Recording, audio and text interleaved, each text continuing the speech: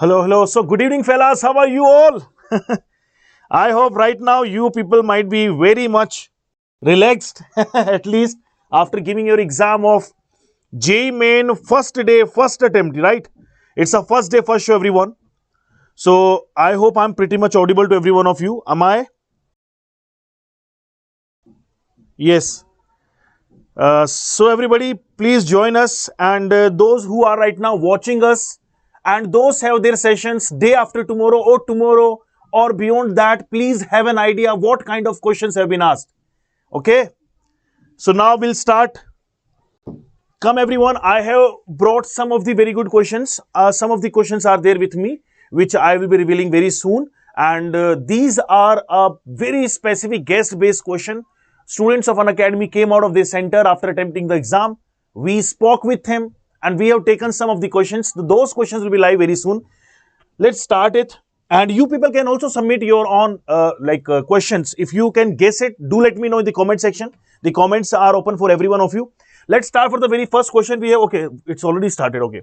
So there we go, guys. The JEE Main paper solution, first question. So what do you think? Okay, do let me know, everyone. Was this question live in your exam? Was this question was this question over there in your examination? अरे क्या रे?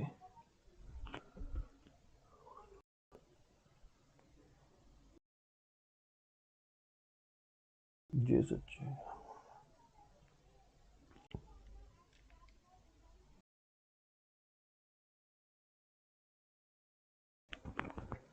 Okay, okay. So there we have it. The first question, everyone.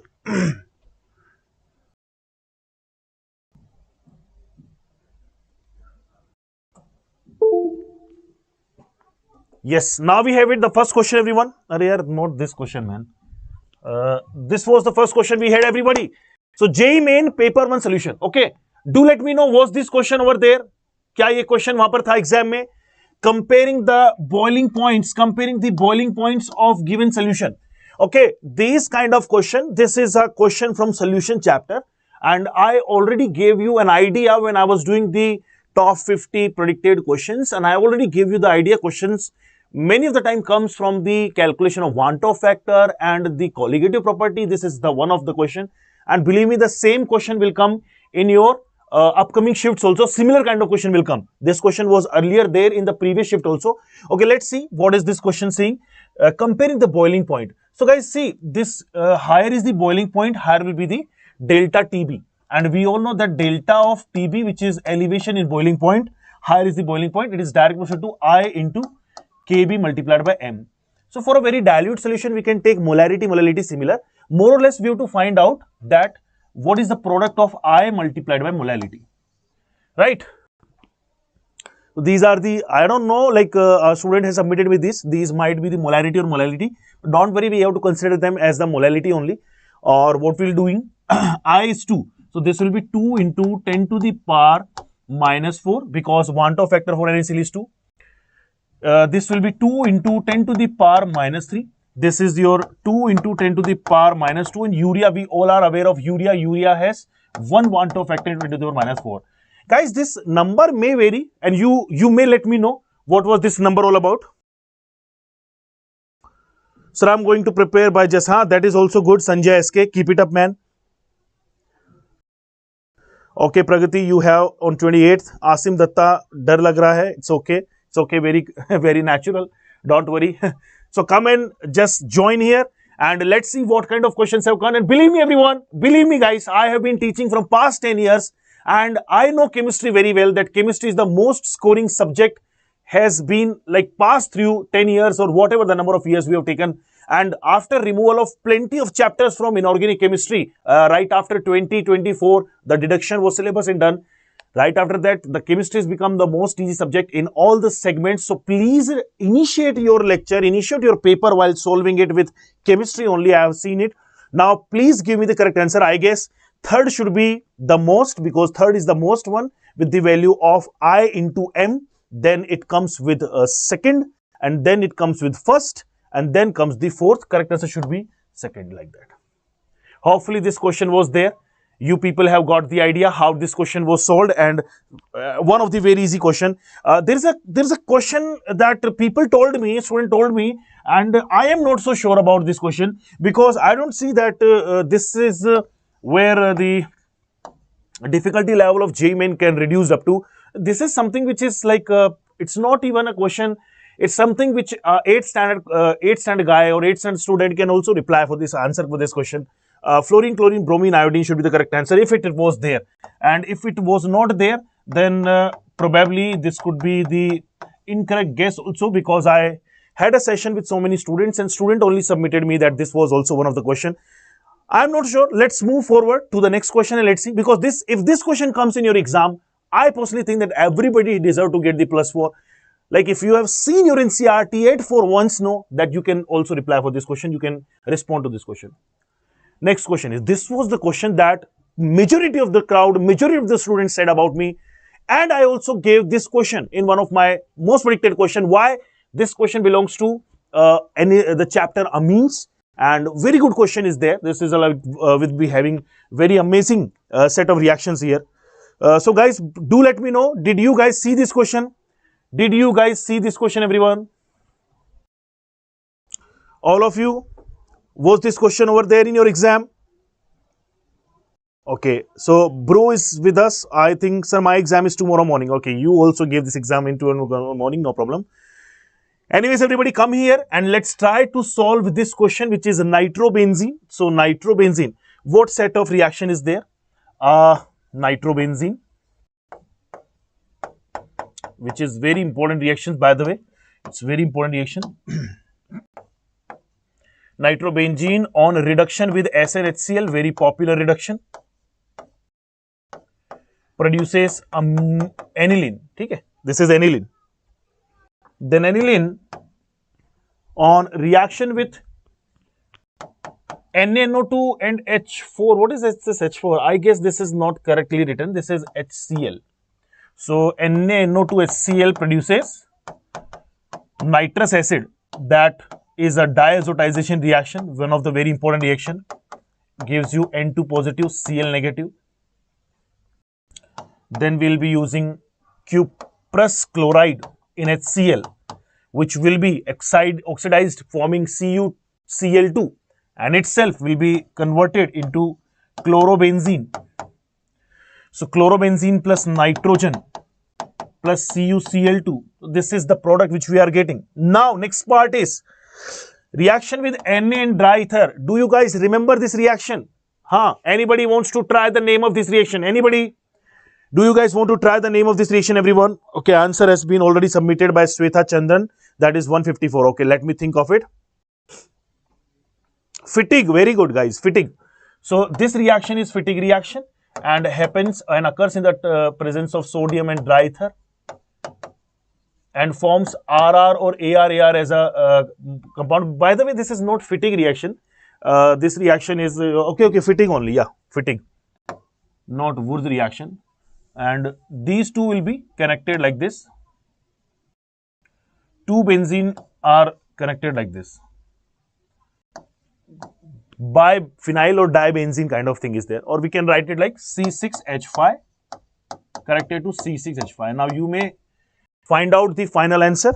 Do it by your own and do let me know. So this is a C12. What is this compound? A C12H10. Correct. So 12 ja 44, 144 plus 10 is 154. Hopefully everybody of you has done this question. Hopefully everyone has made this question. Okay. So that was one question that appeared in the exam. Let's see what other questions are there. I have come up with so many questions till here. More than 15 questions we have guessed till here. So many students of Unacademy are live. They have just come out of their centers, exam centers. Our team is continuously introducing them, are talking to them, letting know every of the single question, and they are guessing it, and what guess they have done, that's over here.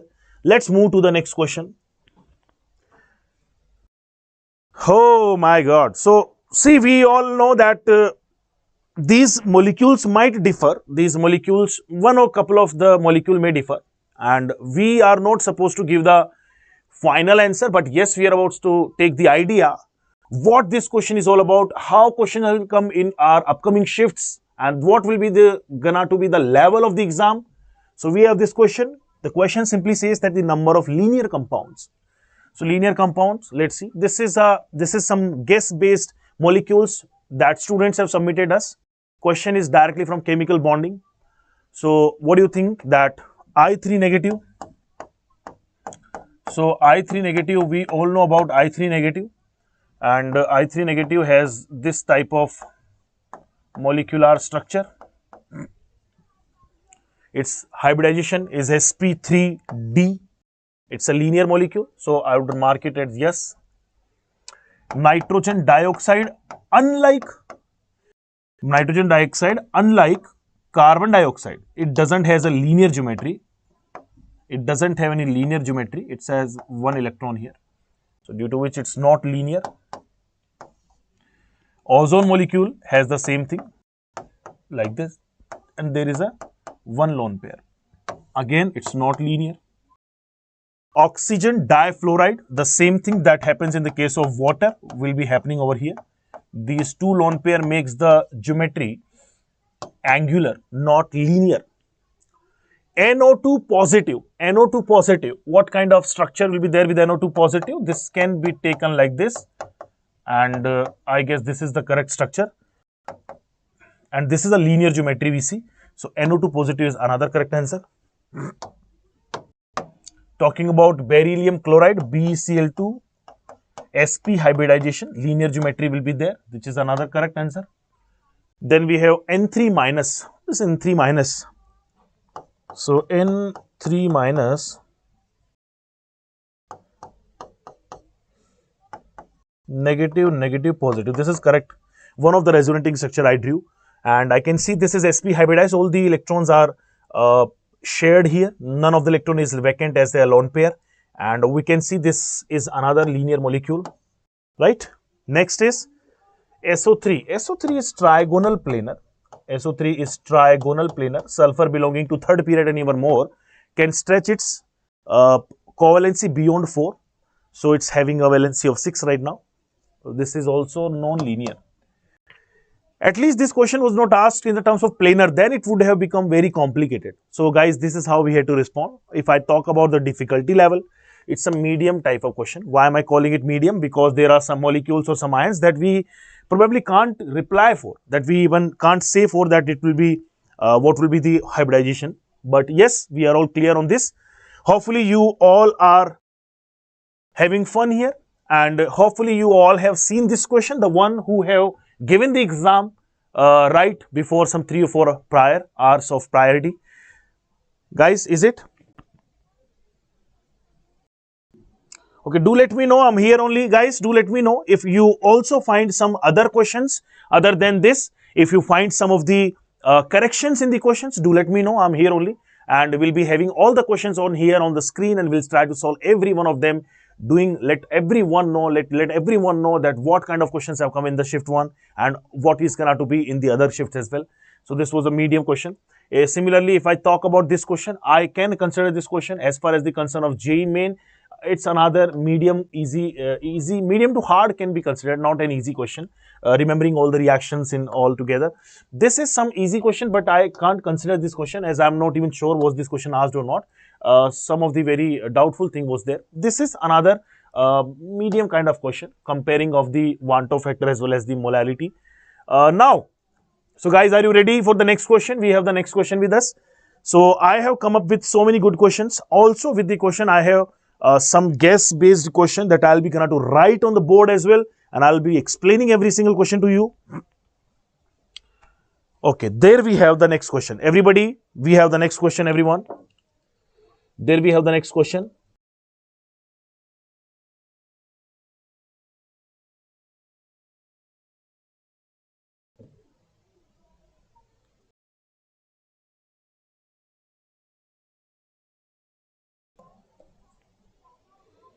So guys, do let me know, did you see this question in the exam? Was this question over there? If yes, do let me know.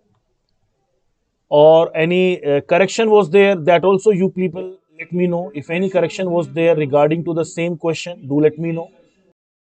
Now let's try to solve this question. This question is simple and says that the ground state radius of hydrogen atom is A naught, then the calculated radius of first excited state of helium. I gave the same question in my predicted paper, and I remember that I also asked you people to go through this topic very deeply and very thoroughly, taking all the formulas with you of energy, velocity, and radii. This question is pretty important and usually asked in your exam. So let me try this question. No idea how this question was asked, whether in the terms of objective questions or somehow like in maybe in the terms of integer type. But C, I probably think it was an multiple choice question only, like uh, optional things were there. The ground state radius of hydrogen atom is A naught. So we know that radius is directly proportional to n square by z, and using that formula we have solved so many questions till here. So let us suppose we have to find out radius of helium positive ion, and well, this should be, actually this should not be helium, it should be helium positive ion. Helium ion should be there, else we will not be able to find it out for helium. We are about to put the Bohr's formula that was given for one electron species. Okay, so we'll see that helium for n is equals to first excited state. I also gave you, whenever nth excited state is given to you, just plus 1 to that, and then you'll be getting your excited state or whatever the state is there, that is n equals to 2. So radius of helium positive, radius for helium positive for n is equals to 2 will be divided by hydrogen for its first n is equals to 1 will be equals to, how would it be equals to, this is your n square by z, so n nearly 2 to the power 2 by hydrogen helium 2 into 1 to the power square by 1, and I guess this comes up as 2 only, so you'll be getting your answer as 2 times of A naught. Okay, this is given to you A naught, cross multiply 2 A naught is the correct answer. So see guys, I already gave you an idea that, sir, where are you getting these questions from? Guys, we have plenty of our students who are preparing with us, and they have given their examination, came out of their exam center. Most of them are from Kota. Many of the places, everybody is there from our team. They are acquiring the question, they are procuring the question and sending to us, and we are making their PPTs like this. Okay. Not just this. Believe me, I have even 15 plus questions right now with me. 15 plus questions are there with me. So let's see one by one every one of them. And you people also give stay confident, try to solve them. And those who are having their examinations in the upcoming shifts, they also take the idea how questions were asked and how we have to respond to these questions. So that is, what should I say? Was it a medium question or was it an easy question? Let's pick it in medium side, because calculations in JEE Main exam, and they may cause somewhere differences in the answer. So I'm picking it as a medium question. Hopefully you all are getting. So guys, now we'll be having the next question. The sixth number question is, see this question. It's a very important question, by the way. So this question is okay. See, guys, I literally took one lecture at the end of the whole preparation setup and this period, and I took one lecture that was your practical organic chemistry, if you all remember, and we studied a curious method of identification, qualitative, not qualitative, it was quantitative analysis of the elements.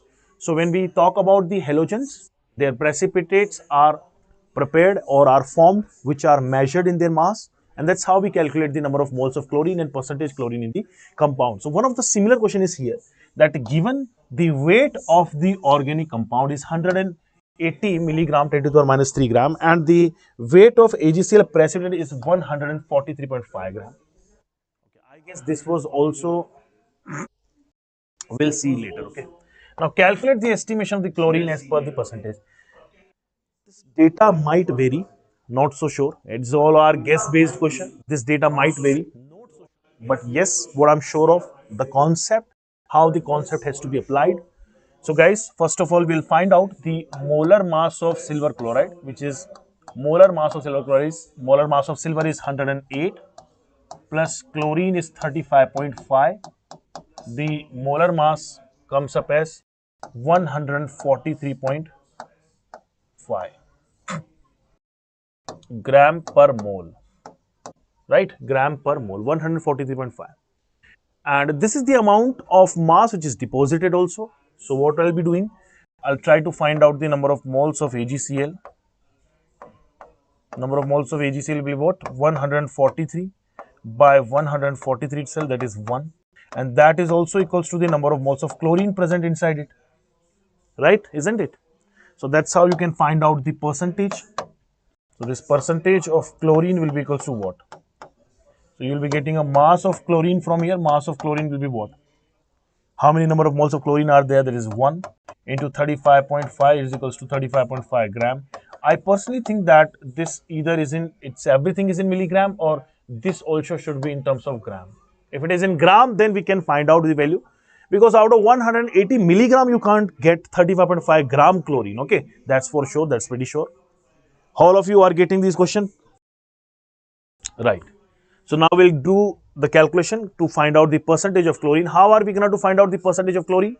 We have the mass of chlorine here with us, 35.5, divided by the mass of the whole compound is 180, and that multiplied by 100. This is something you have to find out.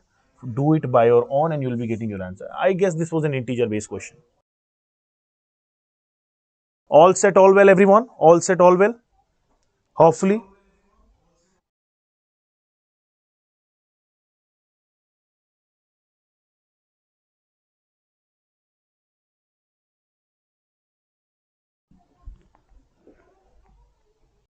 Right?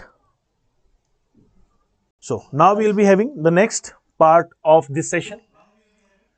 That was the question, and probably this may vary, but hopefully this 143.5 will be a very exact value. Look, student, remember these terms whenever something gets equal to the molar mass itself.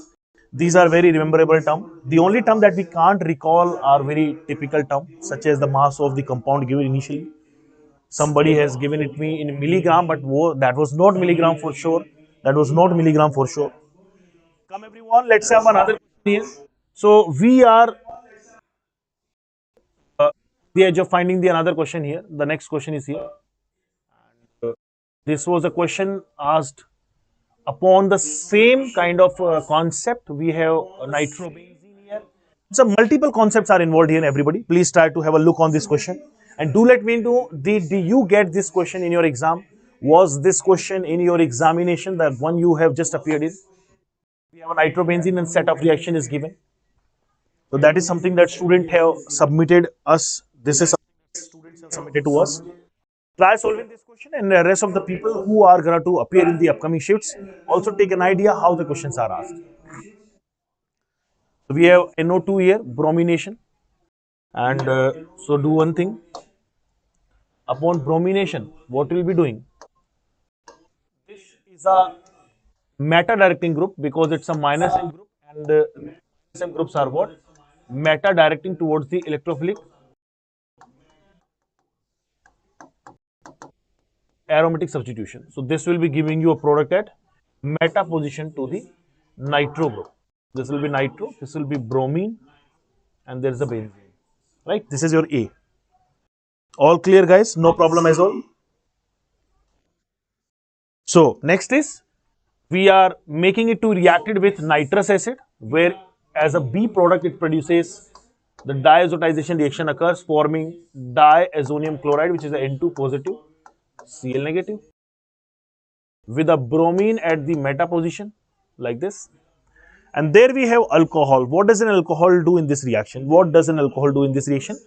So alcohol reduces this given compound into simple benzene with a bromine at its any of the position, because not a relative, it's not a relative position now. The only group present inside the benzene, so we do not have any orthoparameta here. But yes, along with that, nitrogen will be evolved out. This will be oxidized to C2H5 CH3CHO. What else is there? Well, let it be whatever else is there. So this is our product final, bromobenzene. Now this question was no idea whether it was a subjective question or multiple choice question, but yes, optional based question is most predicted. So that's how we have to report. Okay. And do let me know, everyone, whoever has submitted me, whoever has given this exam now, do let us know that what question was there. Was the question pretty much similar to the one you're watching now, or was it some different? Okay. So give me an idea, everyone. Give me an idea.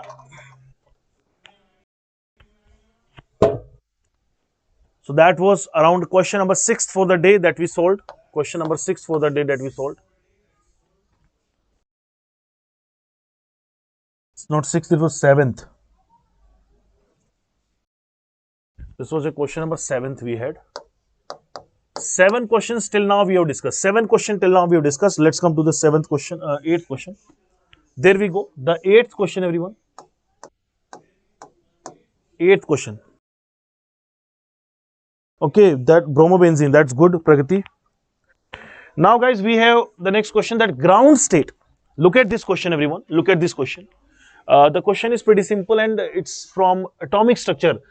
So what should you say? That atomic structure has won the heart today. It was like the most viable product we have seen in chemistry, most repeated one and most weightage carrying kind of topic. The ground state radii, radius of hydrogen atom is A0, then calculate the radius of first. Okay, we have done it already. This is not a 8th question. It's something that we already covered. And I remember this answer was 2A0. Completed. This is also completed. No, this is not completed. So I'll write this is your 8th question. This is the 8th question right now we are having. Okay. Come, everyone, and please join us and do like the session, everyone. Do like the session. And do everyone know, let everyone know that we have started our session in English channel only on Unacademy JEE English.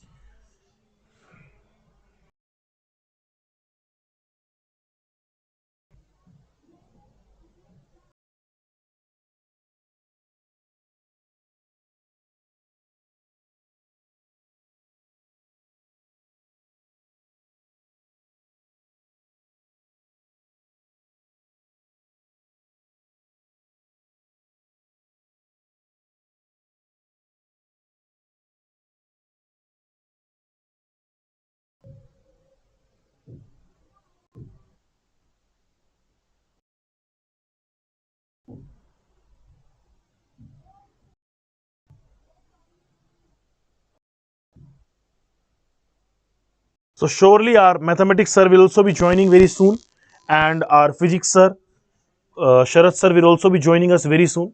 Until then, we will be having this question with us. We have this question. This is something that I gave you an idea already about, and this question is from Valence bond theory. And 3 compounds of nickel are very important, everyone. And I must let everyone know that nickel chloride, nickel cyanide complex, and nickel carbonyl complex with 0 charge. These 3 are very important compounds, and we must know their geometry, identification of hybridization state, and everything we have to make sure of. Okay. Now let us start it from the nickel carbonyl first. So we have nickel carbonyl, nickel tetracarbonyl, and the another one is the nickel chloride here. So we all know that carbonyl has 0 charge, so nickel will be having a 0 charge itself. It will be having a 0 oxidation state here. So the geometry and oxidation state before, I don't know, like maybe it was a single choice question and like option based question only. And these are the given compounds for which we have to find the correct option out of your oxidation state as well as the geometry. So this is a 0 oxidation state and it will be having a positive 2 oxidation state. You can find out x minus 4 equals to minus 2, x comes out positive 2. Now talking about their, what should I say, their geometry. So their geometry can be easily written down. The geometry of tetracarbonyl will be tetrahedral itself, and that also has a hybridization of sp3. The same thing over here also has a geometry of tetrahedral and a hybridization of sp3. For all of you, I want to give one more important information. The only nickel compound out of these all three what I have mentioned on the board, nickel cyanide is the one, the complex nickel cyanide is the one that has an oxidation state. Oxidation state is positive 2, and the hybridization because of the strong field ligand and as cyanide, which can be paired up with the electrons, and the nickel has an hybridization of dsp2, and along with that is geometry becomes what? Square planar, and rest of these two are having what? Tetrahedral. So square planar is the geometry. So one of the very important question, and I must say that this question can even be repeated with another important molecule, nickel cyanide. Okay, very good, Shweta, very good, keep it up. So let's move to the next question. We had the eighth question here. We had eighth question over here for the day. So guys, I have come up with majority of the questions asked in this paper, and rest of them are being procured by our team, and once they have come up with us, we'll give them to you as well. Now we have, okay, this is something which is already done from our end. Done. Now this was not done. So this is your ninth question. This is your ninth question, okay? So guys, this question is something that you can get it in your, what should I say, from electrochemistry, right? This is what we can get it from electrochemistry chapter. And the question is pretty simple, okay? The question is pretty simple that it's a simple statement based question. If you look at the NCERT, there's a statement like this, and I have come up with directly from NCERT. I have come up with NCERT chapter itself, electrochemistry. See, so during the electrolysis of sulfuric acid, the following processes are taking place. One of them is at anode, where twice of H2O gets converted to O2 plus 4H plus, and 4 electrons are lost like this. Also this SO3 sulfate ion are converted into H2O8 aqueous and releasing 2 electrons, which has an E0 reduction of 1.96 volt. Okay, what is it? Yeah, E0 of self of 1.96 volt. So for the dilute sulfuric acid, the reaction is preferred but at higher concentration. So guys, the question simply says that electrolysis of which of the compound will give you H2SO8. If you go for the dilute one, the water itself, water will be getting oxidized here at anode. This happens for the dilute case, and for the concentrated H2SO4 solution, concentrated H2SO4 must give you what? For the dilute sulfuric acid, the reaction 3.38 is preferred, which is this. This is for dilute. But if we are taking at higher concentration, then for concentrated H2SO4, dosto, this has been preferred. So I just want to give you a clarification. The correct answer should be concentrated H2SO4A. And I remember the similar question came in previous year also. Last year also the same kind of question came, and it was asking about the some of the chemical reaction was given there, and it was asked like dilute sulfuric acid or concentrated sulfuric acid which must be used in the reaction, and there the answer was dilute, because that was something reaction which was carried out in catalytic medium of acid. But right now over here it's a question asked on what? Electrolysis. Okay, theory of electrolysis, Faraday's law of electrolysis, electrolytic cell. Part of this chapter is over there. This question will be there. So correct answer should be concentrated. That was the ninth question for us, everybody. We had this ninth question with us. Now I'll take you to the next question if we have it. Yes, we have one more question is here. We have one more question over here, everyone. So which of the following lanthanide has a 4F7 configuration? So we have to tell them which of the given one has a 4F7 configuration. 4F7. These all are lanthanides, europium, europium, and gadolinium with different oxidation states. So let us first see what is their general configuration. The general electronic configuration. This is something that I've taken from NCERT directly. And as we all know, as we all can see that this is not visible actually, and that's what else can I see? Europium, yeah, europium in its positive Three state. Okay, europium in its positive three state is it has 4f7 and 4f7. This is three positive. This is your three positive what we are looking for. So europium three positive could be the correct answer, which is a 4f7 electronic configuration. Talking of the same, and if we move to the gadolinium, then gadolinium will be having 5d1 4f7. And if you go to the two positive, so we also have two positive here. We'll be having one electron left in the d or d subshell. So 4f7 alone will be correct for European. And that's what we have come up with. And some students have submitted me this kind of question. If anything you find that is deviating and you have different kind of question with you, do let us know. We will implement that and we'll give you the try to answer you as soon as possible. Whatever you need, we'll give you that answer. Okay. All set here. I think everything is clear, guys. Everything is clear. Okay.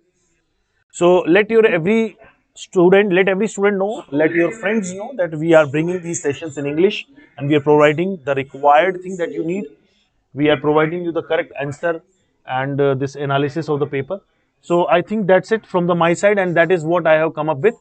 Total number of questions are 10. Till here we have total number of 10 questions. Okay, I have submitted here 10 questions.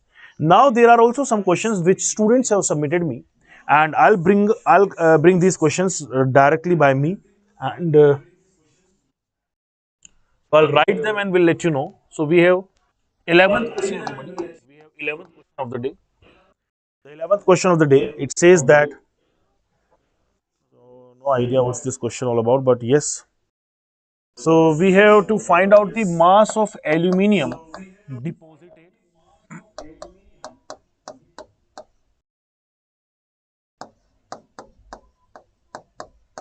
We have to find the mass of aluminium deposited.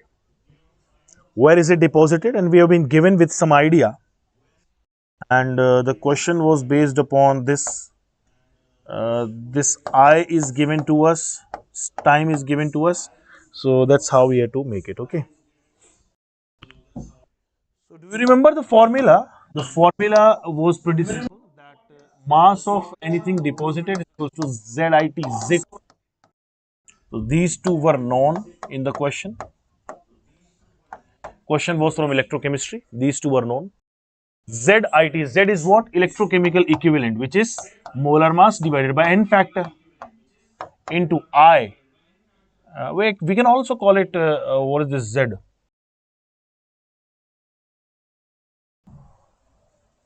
So this is actually equivalent mass upon Faraday into IT.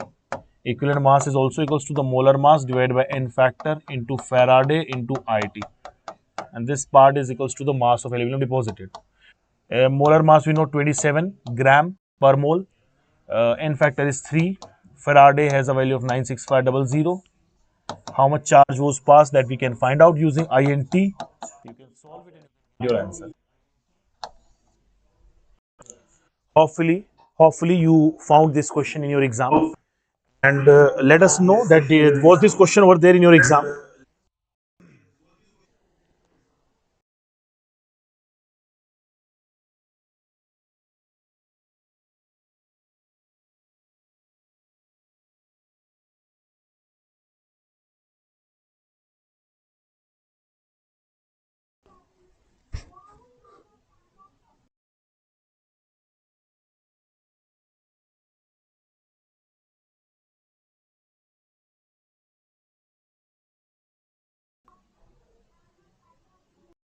Okay.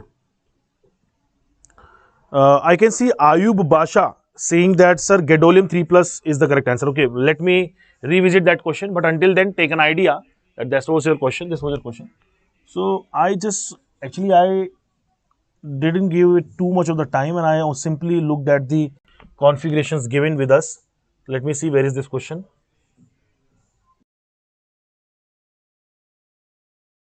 There we have this question, right? So GD,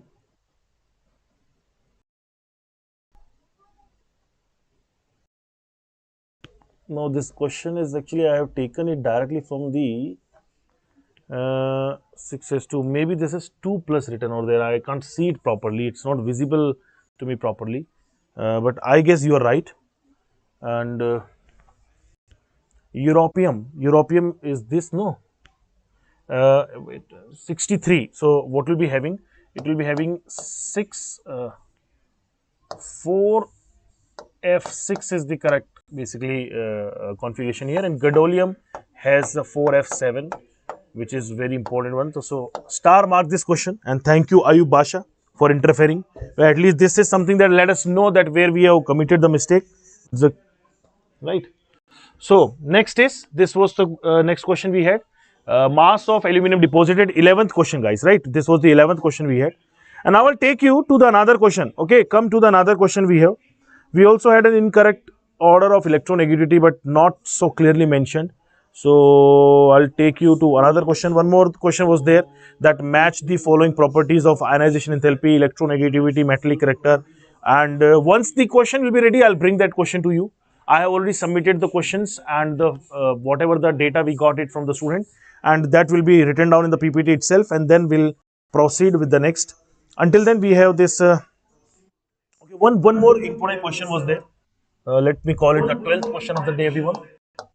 The 12th question was simple, and it was a statement based question. And the statement one says that CH3 CH2Cl CH3O CH2Cl gives SN1 SN1, even if it is even if it is primary alkyl halide.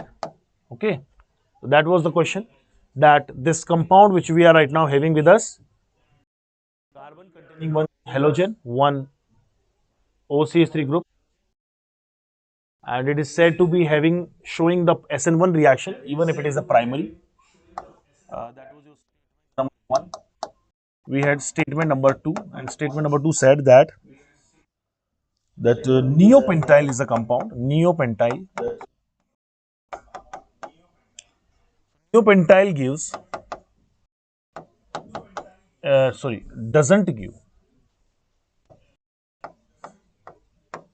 Neopentyl doesn't give SN2 reaction, even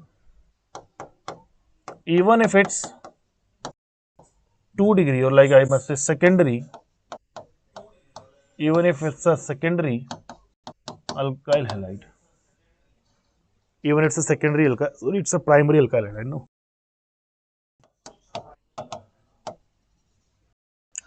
So let's see how does this question has to be responded. How to respond this question. So guys, there we have that after removing of the positive, after removing the chlorine halide ion from here, that is the RDS, by the way. This is the RDS, preparation or formation of the carbocation. So formation of carbocation requires what? Stability of the carbocation, and unless the carbocation is stable, it will not give you this reaction. So we must say that this is the stable by resonance. Carbocation is resostable, and that makes this reaction to happen even if it is what? 1 degree alkyl halide. First answer is there. Number two is that neopentyl doesn't give you SN2 reaction even if it is a primary. Why is it so? Because the structure of neopentyl is, look at the structure of neopentyl. This is what it's saying, that neopentyl being primary doesn't give. Why? Because of this bulky group. Because of the presence of this bulking group on beta carbon, right? So the alpha, this beta, and yeah, to the alpha itself. So this bulky group doesn't let the nucleophile to attack from the backside as this group is there, and that's why this reaction doesn't undergo what action. So what should be the correct answer? And I guess both the statements are true. That was your question number 12th of the day. came in. Statement 1 and statement, both of them are true value.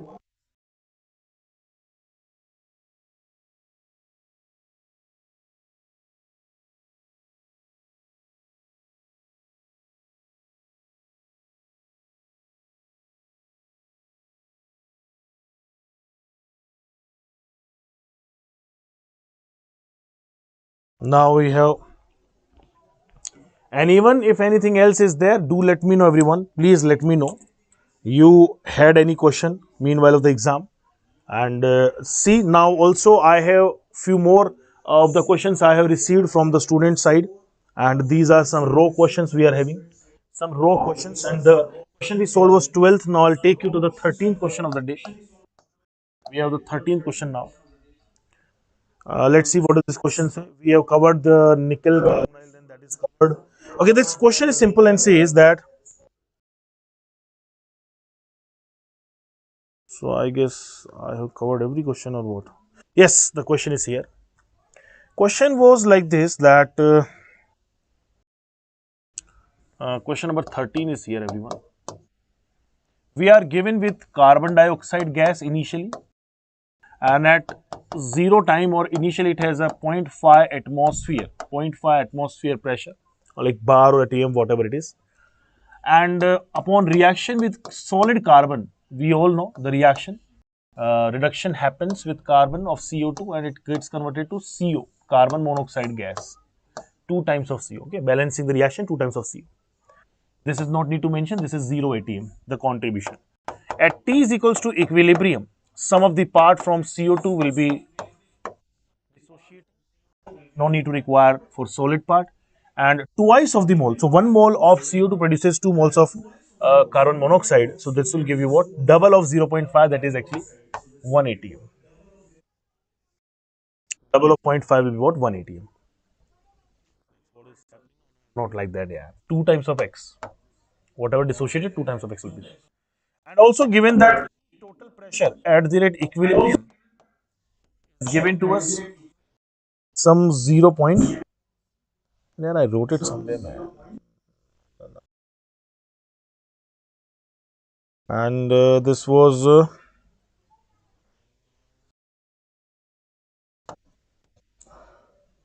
0.8 actually. If it is 0.8, what do I see? That 0.5 minus x plus 2x has 0.8, and that's why x comes up as zero point 0.8 minus 0.5 will be how much? 0.8 minus 0.5 is 0.3, and that's zero point 0.3 atm. So that's how we can find the values of everything here, and we can derive the value of Kp. Kp was asked in this question. Kp was asked in this question. So that is the question is all about. Right after this, what was asked? Kp has to be calculated. So Kp will be what? Partial pressure of carbon monoxide raised to the power 2 upon partial pressure of CO2. That's it. No need to take carbon in account. No need to take carbon. Carbon. Sir, not this question. Okay, what is it? Which question are you talking about? Saurav? Saurav Bhagat? May I ask you what question are you talking about? Which one? Saurav, you can reply me. So, partial pressure, this is 2 times of x, which is 0.6 raised to power 2 upon. This will be 0.8 minus 0.5 is 0.3. It's like what? 0.3, am I right here? 0.5 minus 0.2 will be here. So, this will be like 3 into 0.6. 1.8 is the correct answer.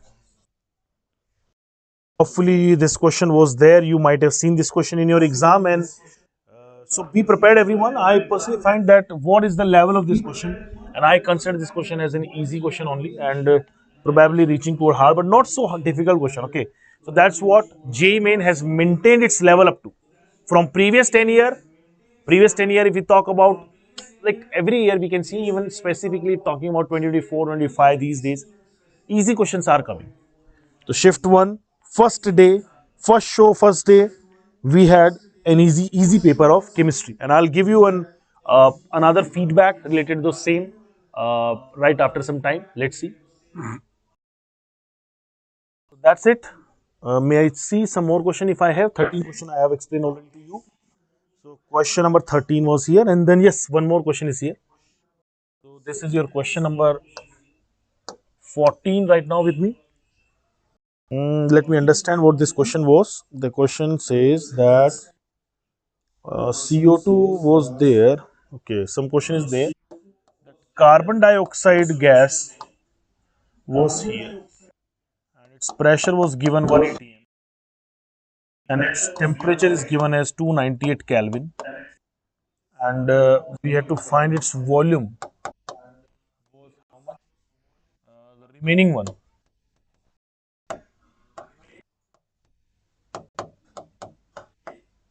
in milliliter, cc or milliliter. This was made to be reacted with calcium hydroxide and produce some n moles were given to us.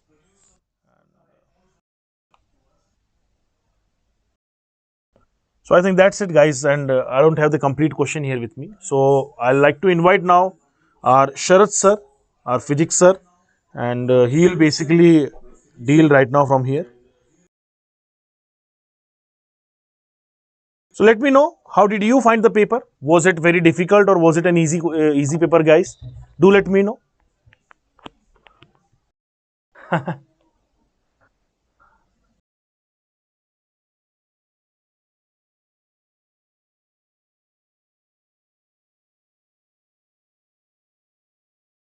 So we'll be providing you the most accurate questions. And now in my next session as in, let us our physics faculty join from here, and then right after physics educator will be coming to the mathematics part, and then probably at the end of every single part, uh,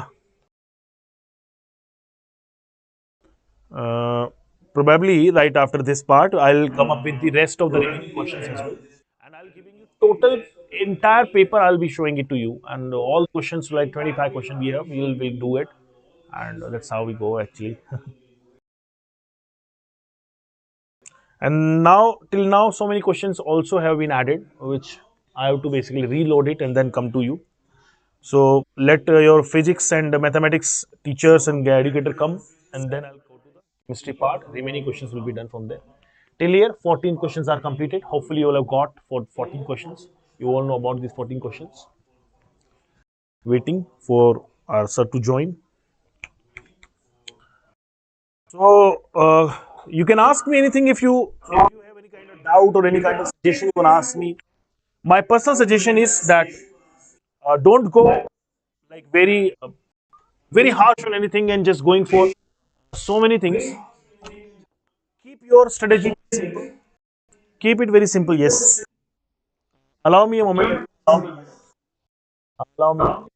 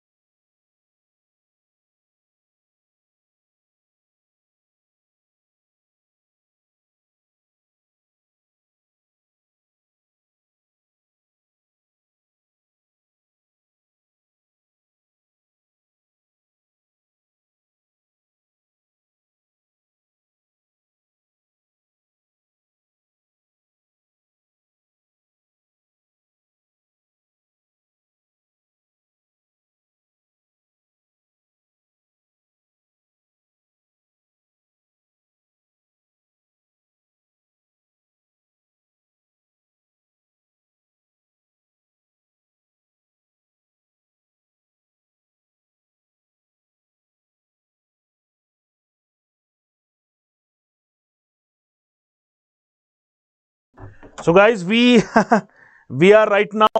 We also got some more questions. Everyone here. We also got some more questions, so be patient. My planning is to finish all the questions and let all the questions be finished here from chemistry point of view, and then I'll uh, take you to the next one.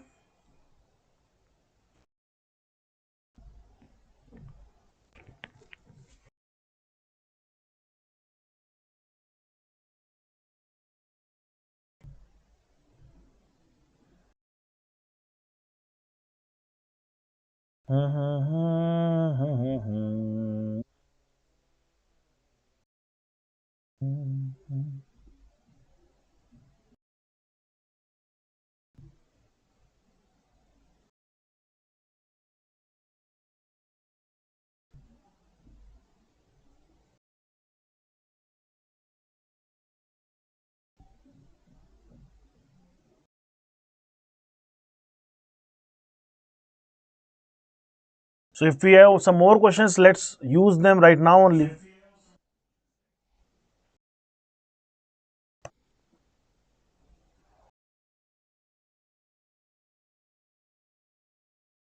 So allow me a minute. Let me add those questions as well. Okay, that is one question that we already got.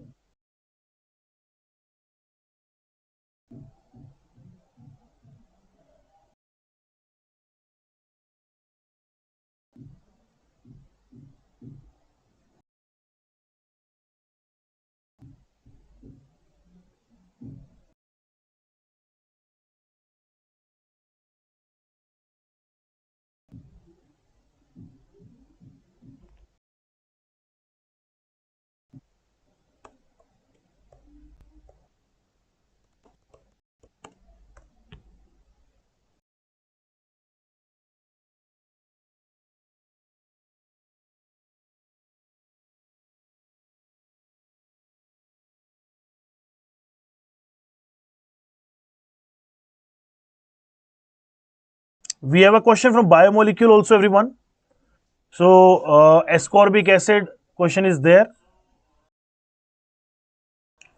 We have crystal field splitting energy. So it's a question from coordination compound also. Wow. So that's it. Now, I'll show some more problems, some more questions that I have got it till here, till now. And let me take you to.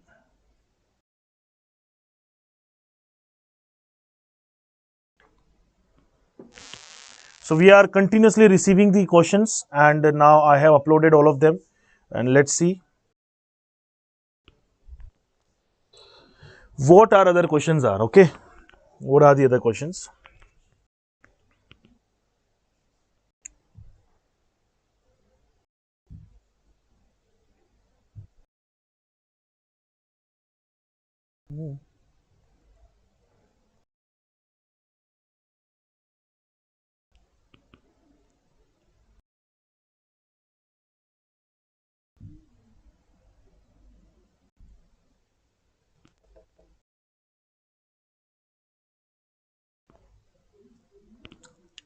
So remaining number of questions are also revealed here. We till now have covered 14 questions, and out of these 14, majority were easy only. 90% I found were easy. And if you have seen even in CRT for once, you could have done the questions. And now I'll take you to the next part where we are having the remaining number of questions. Do one thing, everyone. If you want to know and you want to predict your correct percentile, that you can predict your percentile. There is some simple steps that you have to do. The link is given in the description. So go and predict it now. Just go there. We have made some formulation that you have to follow. Visit there, and you can find your percentile. So taking you directly to the 14th question and onward. We already have covered 14 questions. There we have it. There we go. There we have.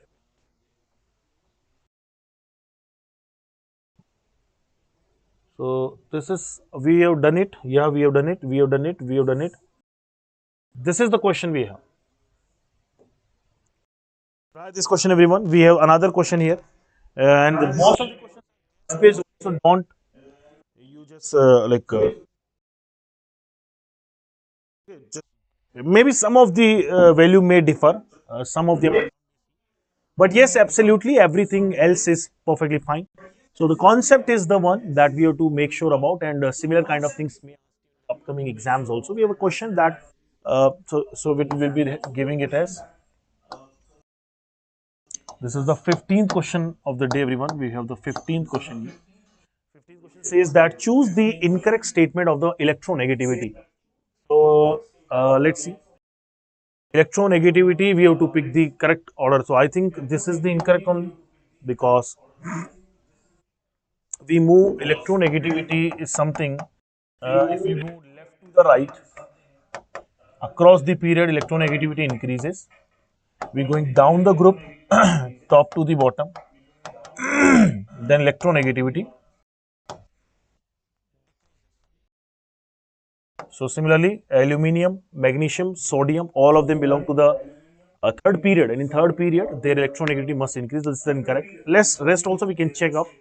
We also can check this is true. This is so actually this is incorrect. This is true. Oxygen, fluorine, oxygen, this is a simple, and this is also correct. Sulfur, selenium, selenium is lesser than sulfur. We go down the group, it decreases. Oxygen, fluorine, chlorine, sulfur, this is also correct. So only incorrect part is 3. So 3 is the correct answer. See how easy it was, this question. Directly from the periodic classification of element and directly from the periodic properties. Hopefully every one of you has done it, and it was an easy question, by the way. So let me pick this question as not an easy, just a medium size question, medium difficulty level question. I'm picking it because the rest of the other things would have taken time. So as far as the difficulty level and time management, if we mix both of the concept, it was a time taking question, and let us mark it as medium level question.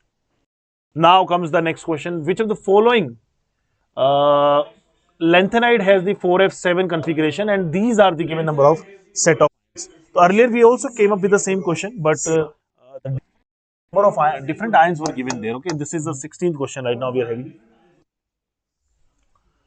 So which of the following lanthanide ion has 4f7 electronic configuration, that you have to find out. 4f7 electronic configuration is shown by which of the given one. So this is your European gadolinium, SMTB, and let's see, this is the order. So this is actually your Ln2 plus, this is Ln3 plus. So gadolinium 3 plus is having, that we already have seen. If we talk about the europium, then europium EU2 positive will also be having the same. So EU2 positive and gadolinium 3 positive, 2 is the correct answer. Correct? 2 is the correct answer. And I remember that Ayub Basha once mentioned this, that GD3 plus is the correct answer. Yes, it was, along with Europium 2 positive. So another easy question was there. A simple electronic configuration based question was there. Simple knowledge we had to take in the F block elements. This question came from the F block element and electronic configuration, general electronic configuration of F block element. Now let's see the next question, everyone. Let's see the next question, and hopefully this is your. Actually, the questions are actually pretty much mixed. Okay, so don't get interrupted. But yes, from my end, this is a 16th question I'm giving you.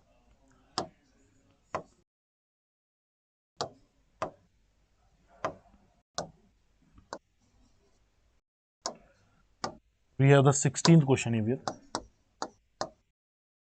16th question says that I don't know what we have to do. We have to pick the correct order, whatever it is mentioned. Talking of ionization enthalpy and whatever it is. So boron, carbon, oxygen, nitrogen. This is the electronegativity, I guess. Ionization, no, electronegativity is though also correct over here. And boron, carbon. Okay, nitrogen has more ionization enthalpy. Nitrogen has more ionization enthalpy because of its stable configuration. So P should be the first. Metallic character, if we talk about metallic character decreases left to right, increases coming down the group. So aluminium, silicon, phosphorus, sulfur, metallic character is not increasing. Potassium, magnesium, aluminum, silicon. I think this is correct. So it decreases down, moving left to the right. So coming right to the left, it increases. So the second answer should be 4th. Q should match with 4. Then we have electronegativity. Electronegativity order out of these all. Electronegativity. So it's a simple order, and sulfur, phosphorus, silicon. I think this is correct. It is correct. An atom ionic radii. So radii is direct proportional to the number of electrons, inversely proportional to the number of protons.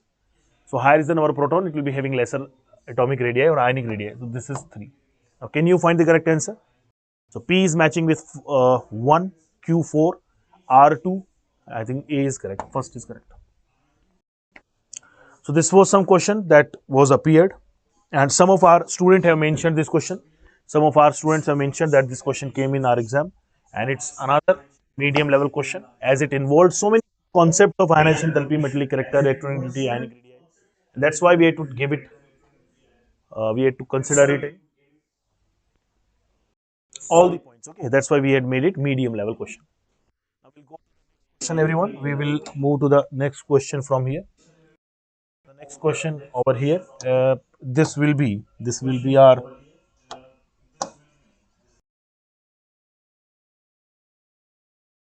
So this was 16th. So now we have the 17th question of the day. We have the 17th question, everyone. You see, all of them are guess-based question, but anyhow, we have reached to the 17th question. That is like the feedback we took it from the student, and student have submitted us that sir, this question was came. This question came, and we have taken the idea and we have formulated the question. And hopefully, these are very important questions for every one of you who are watching this session. And we'll be giving you an exam in upcoming. And the one who already have submitted their exam, do let us know whether we are picking the correct question or not. And have you submitted or have you done it correctly or not? The next is find out the total number of stereoisomer. Find out the total number of stereo. Anyways, this is very easy question by the way, because if we have to find out only stereo, then geometrical plus optical we have to pick. So I can see having cis trans, this will be having D plus L. Cis L, trans D, trans L, 4 will be the correct answer. The number of this will be, first of all, find out the stereo center. First of all, find out the number of stereo center.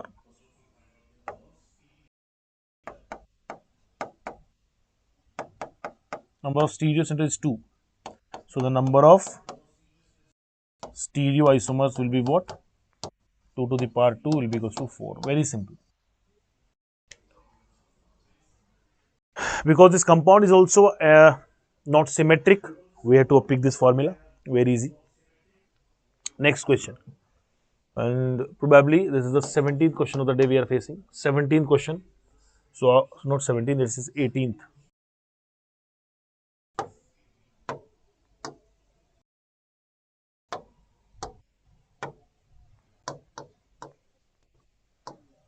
18th question says that which of the following is not true?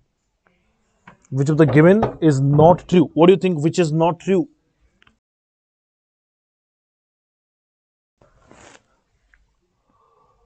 Uh,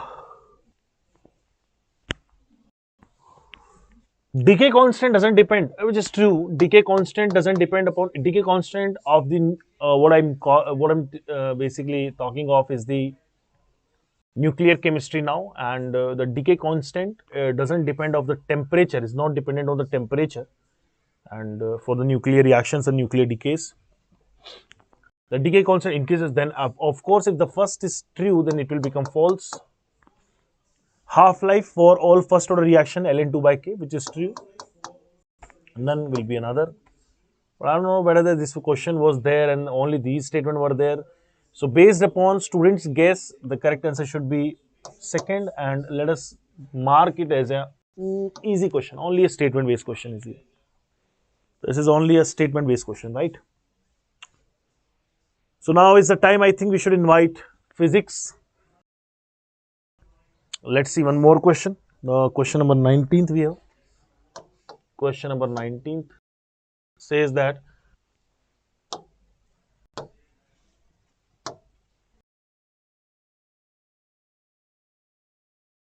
question number 19 says that the correct IUPAC naming of the following. What is the correct IUPAC naming? So, okay, we have an ester here. We also have a carboxylic acid. And no doubt the dominating will be carboxylic acid itself. And we have to mark it as 1 also. This will be 1, 2, 3, 4, 5. And now, see, we can take this thing in a very, methoxy carbonyl, we can call it.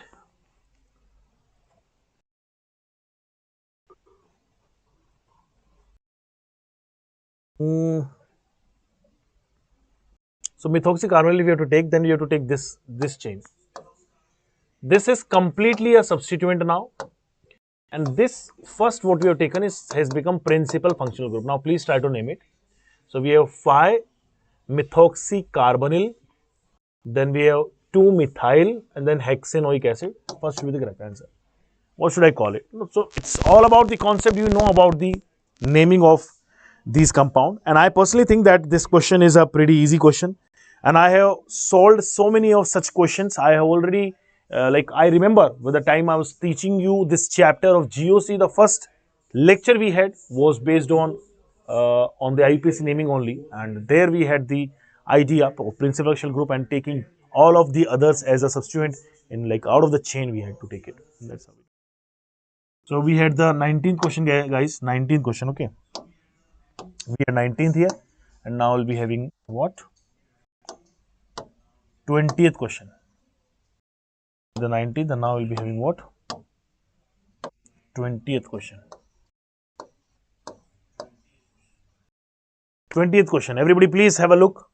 Which of the following gives you a positive test with Fehling solution? We all know that Fehling solution gives only test with aldehyde, and that too aliphatic aldehyde. This is an aromatic aldehyde. No, it won't give. We find a ketonic group over here. It doesn't give this test. I guess this is fructose. Fructose doesn't give Fehling solution test. And it gives maybe, let's see, it gives you tolerant test, I guess. This is also ketone, doesn't give this test. This is your aliphatic aldehyde, not aromatic. Look at this. This is an aliphatic aldehyde. And only aliphatic aldehyde gives this test. First is the correct answer. Because Fehling solution is a mild oxidizing agent, even weaker oxidizing agent than tolens. Tolens can oxidize both aliphatic and aromatic aldehyde, but yes, only aliphatic aldehydes are oxidized by Fehling solution. That was the 20th question we had. There is 21st question of the day. We have first question of the day.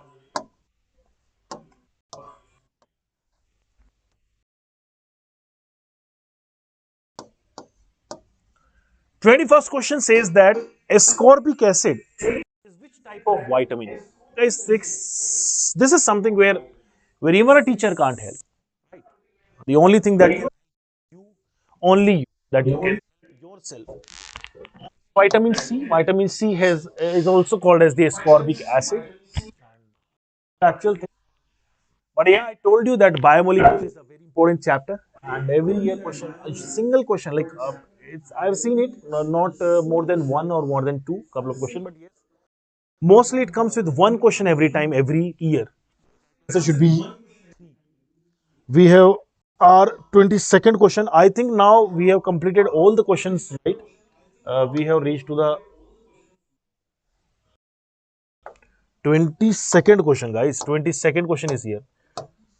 And please let me know if any question is there that you saw in the examination. I might have taken it here as incorrect, or any question is there that you know or you want to ask me about. Do let me know. I can give you the answer as well. We have 22nd question says that which of the following compound has highest, sorry, CFS value is 0. CFS is 0. So where can it be 0? Where can it be 0?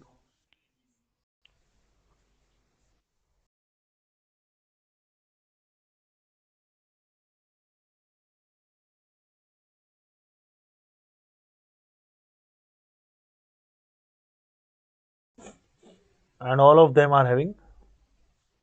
There's something you have to check on. So I'll mark it as hard question, taking time. Let us first go to the first one. So we have Fe3 plus here.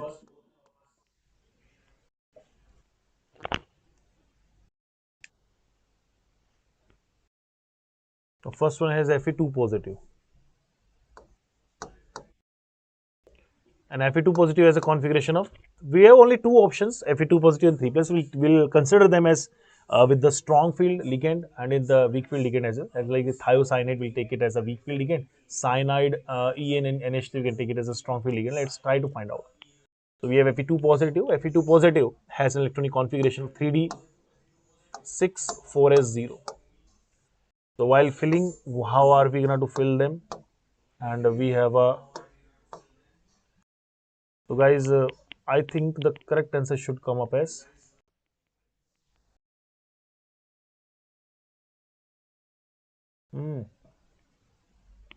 I don't think any one of them is having the CFS 0.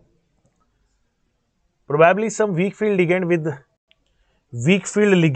with three positive, sorry, two positive could have been considered here.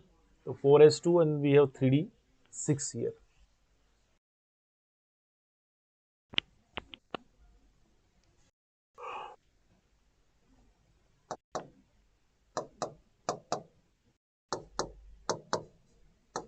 Let's say this is the electronic configuration. Now let's try to find out. So guys, this is the crystal field splitting, or you can also call it stabilization energy, which will be equals to number of electrons in Eg, which is 2 into positive of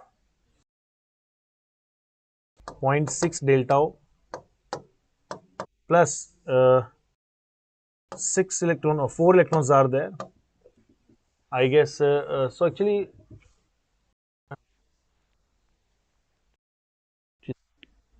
yeah. So probably this is the last question we are having, everyone. And right after that is the 22nd question I'm having, and remaining one arm waiting. Also, I'm also waiting for, let the question come, and then I'll come up with the remaining number of questions as well. Till here we have solved around 22 questions. Okay, and this question is some, I don't think whether, I think first of all, none of them will be having 0 unless this is a strong ligand, and this is a strong field ligand. This is a strong field ligand. I think only two can have it. Why? Because we require a weak field ligand. Why? Let me know. Let us see that Fe3 positive has an electronic configuration of 3d5 4s0 and over 3d6 4s2, and then the 3 electrons removed 3d5. Let us pick the splitting of d orbitals in its octahedral complex. So guys, you see that how many electrons can we fill? 1, 2, 3, and the 4 will go here, 4 and 5. So that's how it is filled. And now how many electrons are there? So I think this will be the correct answer. So 2 electrons multiplied by positive of 0.6 delta O plus 3 electrons multiplied by 0. Of, this is what? So it's 0.6, 3 by 5, 0.4, 0.4 delta O, and with the negative. So this has become plus 1.2 delta O minus 1.2 delta O. Finally, it will be 0. That's the correct answer. Actually, it's a hard question. I'm saying, why is it so? Not a hard. It's a medium kind of question. It's depend to person, because if it's a student point of view, I say, and if we recall this part, that if everywhere, if the strong field ligand has been taken, more number of electrons are there in the T2G, and mostly they are getting paired up, or everything is there in so it will be coming in negative itself. It will not come into positive. There is nothing which is added to it to make it 0.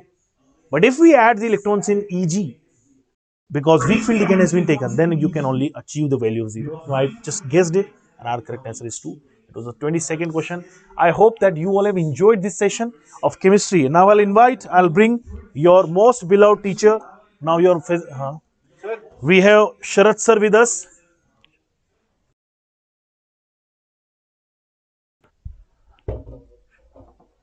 So guys, let's welcome our Sharat sir, and from here onwards, now Sharat sir will take the lead and will guide you like how was the physics paper. Sir, please join us and let us know how was the physics paper. What is your According to thought? me, physics paper was this time a little bit moderate, not that much easy. Yeah, but last time paper was too much easy, but this time paper was little bit moderate, and we'll see how are the questions and how we'll solve that, and the students will also tell that how the question was. Okay, because according to me, paper was moderate. So first of all, let us show the how the paper. Okay, so Sure. download. You have sent it here? No, I just type. No problem, sir. Take your time, sir. So, sir, if I personally talk about the chemistry, what should I say, sir? NTA is like making us embarrassed, and the paper was again very easy, which was like not even expected. This much easy paper was not expected. But that is again, as a teacher, I'm thinking probably student will tell us the correct feedback. Student will let us know how they felt about the paper. But to me, when I compared it to the examination of the earlier 2024 also, some of the questions over there were also which were like big, complicated and difficult. Here also some of the questions theoretically from like this point of view. What should I say? This is your biomolecule point of view, where exactly the biology and the rote learning part is required. There you can attempt it incorrect. Rest everything I found was very easy, very conceptual, and very to the line. If somebody could have gone only by understanding or studying the NCRT, he could have scored 100 out of 100. Completely 100 out of 100. That's what I say, and that's what I keep on saying. So what you are expecting the shift, second shift also? Expectations are quite similar, because I don't think that it can be completely flipped from head to tail. It cannot go from this easy to the most hard by that time. But yeah, you should be ready. Okay, do not conclude anything. Do not judge anything. That this is how the paper is going to come. Just have your focus and just give the paper naturally, because even every single attempts percentile varies, and even after too good or too bad, it's all relative every time. So just do not consider it, and do not take anything in your mind. This was an easy shift, we could have opted for this, and somewhere is the hard shift. Difficult shifts are also getting you the similar kind of percentile, and percentile will be decided by itself only. So now, sir, Let us over to, start physics paper yes sir, solution. over to you, sir. Thank you so much. So guys, keep on enjoying it, and then we will bring our mathematics wizard. Our sir will join us shortly. Ayush Patni sir, right after Sharad sir.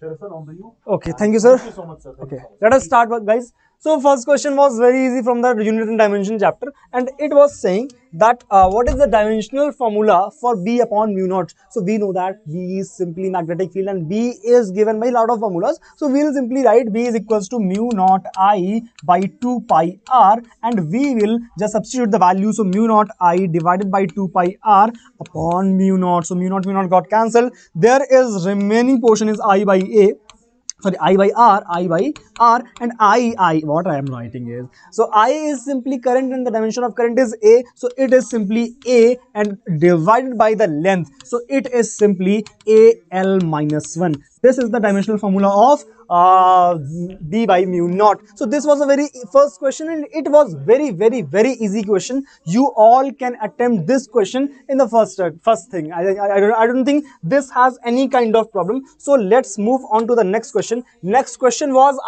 there was some controversy about this question, that there will be, there it is written, yeah, now it is corrected. previously it was, students were saying that there was some disk in place of sphere. Then I thought how it can be sphere, sorry, it can be disk, because at the axis of a disk we cannot find the magnetic or the basically magnetic, sorry, not magnetic, gravitational force. So on the axis of the gravitation, on the axis of the this sphere, we cannot directly, we can find directly, because in the case of disk it is very tough to find. So if it is a sphere, we can easily calculate the force between these two. So first of all, if this cavity was filled, if this cavity was filled, so the force can be written as force 1, that is equals to Eg1 into m. So Eg1 can be simply written as gm by the distance is 2r, so 2r square into m. So this is the force 1. Now if this cavity has been cut, now the masses will be m1 and m2, m1 and m2, and suppose the density is rho, so this will be plus rho, this will be minus rho, correct?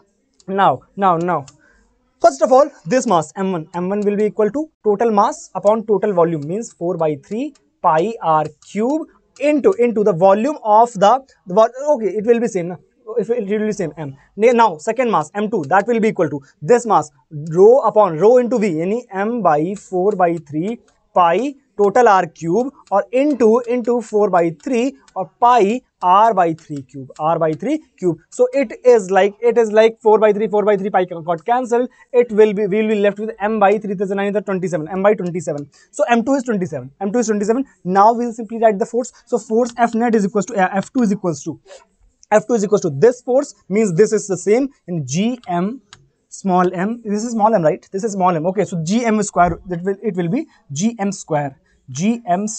Okay, so gm square by divided by what is the distance? Distance is 2r. Gm by r square into or minus, we can write first of all with the gravitational field because of this cavity we will subtract. So what it will be? Gm by r square minus what is the field because of this? This is gm by, this is gm m2 means m by 27. So m by 27, and the distance, carefully, this total distance is 2r, this is r by 3, means this radius, this diameter is r by 2r by 3. So we have to find this distance. So this distance will be simply, this is r minus 2r by 3, this is r by 3, and if this is r by 3, this is equals to 2r minus r by 3. 2r minus r by 3 means 5r by 3. So the distance is 5r by 3 square into m. So this is the m2. Now you can simply calculate this. Gm square divided by 4r square minus 3 is a 9 is 27. No, 3 is a 9 2's 9, 27 by 9 means 9 3's are right. So 5 5 is 25, 25 3's means 125. Denominator is 125 r square. Now just you have to solve this particular thing, and you can simply take the ratio of this thing. So according to me the ratio will be 1 by 4, and the divided by this thing 1 by 4 minus 1 by 125. So we can simply solve this also. Let me solve for you. 1 by 4 divided by 1 by 4 minus 1 by 125, that is equals to 1 by 4. This will be 121 by 4 into 125. So it will be equal to 4 got cancelled, 125 by 121. This is the ratio. Or you can simply first of all you can check with the options also. There is no option, but in that particular paper there would be some options. So this question was a bit medium, not hard, a bit medium for according to me. So this was the question. You can take the screenshot, or you can find the PDF also after the session. Okay, next question number 3. Question number 3 was simply from the fluid mechanics, and it is saying that two soap bubbles of radius r1 is equal to 3 cm, r2 is equal to 5 cm combined. Find the radius of curvature of the common surface separating them. What is the common surface? What is the radius of curvature of common surface? That is r, that is equal to direct formula r1 r2 upon r1 minus r2 or r2 minus r1. That is equal to 3 into 5 divided by 3 minus 5 or 5 minus 3. 5 minus 3, so that is equals to 15 by 2 means 7.5 centimeters the option for them. And this question was very easy. This question was very easy. Done. Done till here. Done till here. Should we move on to the next question? Should we move on to the next question? Okay. Next question. Next question. Okay. Okay, next question on your screen is this. Question is saying this question was not that much perfect because question is perfect, but data is not perfect because there would be some specific heat for ice, there would be some specific heat for water, there would be some specific heat for steam. This should be given as well as latent heat of fusion, latent heat of vaporization. This should also be given, but let me tell you what is the procedure. But this should there would be some data, right? There would be some data. Okay, now according to this question, there was some ice at minus 10 degrees Celsius, ice at minus 10 degrees Celsius, and we have to convert it into steam at 110 degrees Celsius. Means first of all we'll convert this ice into water, then we'll convert the water into in steam. What first of all ice into water, then water into steam. Now first of all we'll just increase the temperature of ice till where? Till 0 degrees Celsius. Means the ice at 0 degrees Celsius, 0 degrees Celsius ice. So what we'll supply? We'll supply delta Q, that is equals to M into S of ice. S of ice, that what I was saying, that it should be given in the question. Delta into delta T is what? 10 degrees Celsius. So 10. Okay, now you can simply change this ice into the water. How will it change? We'll just supply the latent heat of fusion. So latent of fusion, so delta Q, that is equals to M into latent heat of fusion. Latent heat of fusion, M is minus 10 to the power minus 3 kg. Latent heat of fusion, it should be given in the question. Now you have ice, at, sorry, water. You have water at 0 degrees Celsius, water at 0 degrees Celsius. You have to convert the water into the from 0 degrees Celsius to 100 degrees Celsius. Now we'll just take the water from 0 degrees Celsius to 100 degrees Celsius. 100 degrees Celsius means we'll supply delta Q, that is equals to M S of specific heat of water into delta T. Delta T is what? Delta T is 100 degree. Delta T is 100 degree. Now we have water at 100 degrees Celsius. Now we'll convert water into steam. So we'll supply latent heat of vaporization. So delta Q4. This is delta Q1. This is delta Q2. This is delta Q3. This is delta Q4. What it will be? It will be M into latent heat of fusion. Now we have water. Sorry, vapor. Now we have vapor at 100 degrees Celsius. We will simply increase the temperature of vapor and increase it to 110. Means we will supply the heat and it will be vapor. It will be vapor at 110 degrees Celsius. So delta Q will be M into S of specific heat of vapor into delta T. Into delta T is what? 10 degrees Celsius. 10 degrees Celsius. So this is the Q5, delta Q5. So if we had data, we could solve that what are the S, all these S latent heat. So we could put all the data and we could calculate all the latent heat, so all the heats. So we could add delta Q1, delta Q2, delta Q3, all the heats we could add, and we could simply solve for the delta Q total heat, right? So this was the question, and this was a bit lengthy. This was a bit calculative. So I'll put it on medium question. Okay.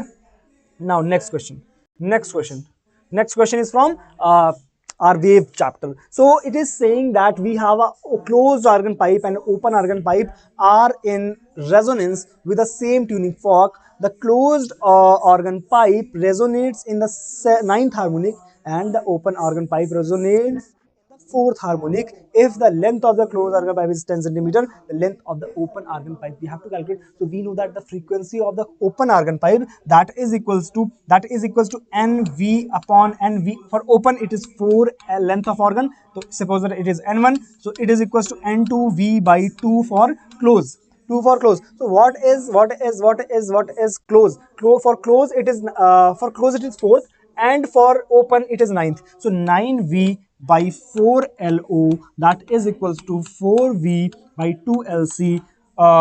So something is getting cancelled. It is simply VV got cancelled. We have to find the length of open argon pipe. So LO, that is equals to 2 into 19 2s are 18.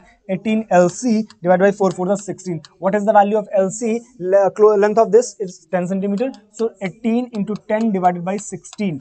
So it will be simply 2 8s are 16, 2 9s, okay, 2 4s are 8, 2 5s are 10, 2 9 5s are 45, 45 by 4, 45 by 4.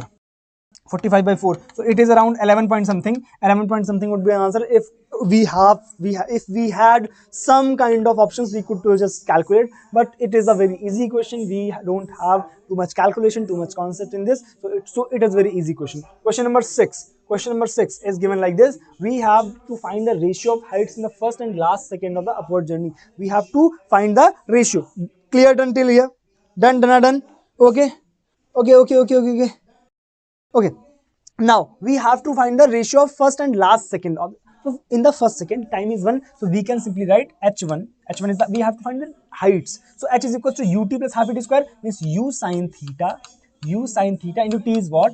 1 minus half gt means 1 square. So it will be u is what? U is what? U is what? 60 sine 30 means 1 by sine 6 sine 30 1 by 2 minus 10 by 2. So it is 30 minus 5 means 25 meters. So this is the first second. Now we'll calculate what is the time of flight. So we could calculate what is the total time taken in the last second while going upward. So time taken in going upward, that is equal to u sine theta by g. U sine theta by g means u is what? 60 sine 30 means 1 by 2 by 10 means it is equal to 3 seconds. So it is taking 3 seconds while going upward. Word, it will go into the first second, this distance, second is the mid distance, and the last second, this is the third second, is the last second, which we have to find out. So we'll simply find what is the distance traveled in the third second. So we'll simply write h2, that is equals to we'll just difference, or we'll just take the difference, or we'll just subtract the last height and the second last height. Okay, so ut minus half gt square, u is what? U is 60 by 60 30 into time is total time is 3 square minus half 10 3 square, and we will just subtract, the second half g 3 square, correct? We'll just subtract second wala, so means 30 into 2 square minus half 10 into 2 square, correct? 2 got cancelled. Here it is 3 3s are 9, 3 3s are 9, okay, 9 3s 330 into 9 minus this is 5, 3 3s are 9, 9 5s are 45. Do I have done some mistake? I have done some mistake. I think 3 second is going upward, right? So it total, total height, let me calculate like that. Leave it. H total, sorry, H2. Oh, board is hanging. Board is hanging. Okay, now it is fine. So h2, that is equals to, finally it is what? U square sine square theta by 2g. So u is what? U square means 60 square, sine square theta means 1 by 4 by 2g, 2 into 10. So it will be 60 into 60 divided by 4 2s are 8. Right, 0 got cancelled, 0 got cancelled. Total height is what? Total height is 4 2 4 2s are 8, 4 1s is 4 4 5 is 20, 2 3s are 6, so it is total 45 meter. Total height is 45 meter. H in, now we'll subtract the second wala term. So u square sin square theta by 2g, so that was the total height. Now distance traveled in second, so that will be equal to ut. U sin theta means 30 into t is 2, ut minus half gt square means 10 into 2 square. Okay, so it is what? 60, we'll just calculate it. 60 minus 20, so it is 40.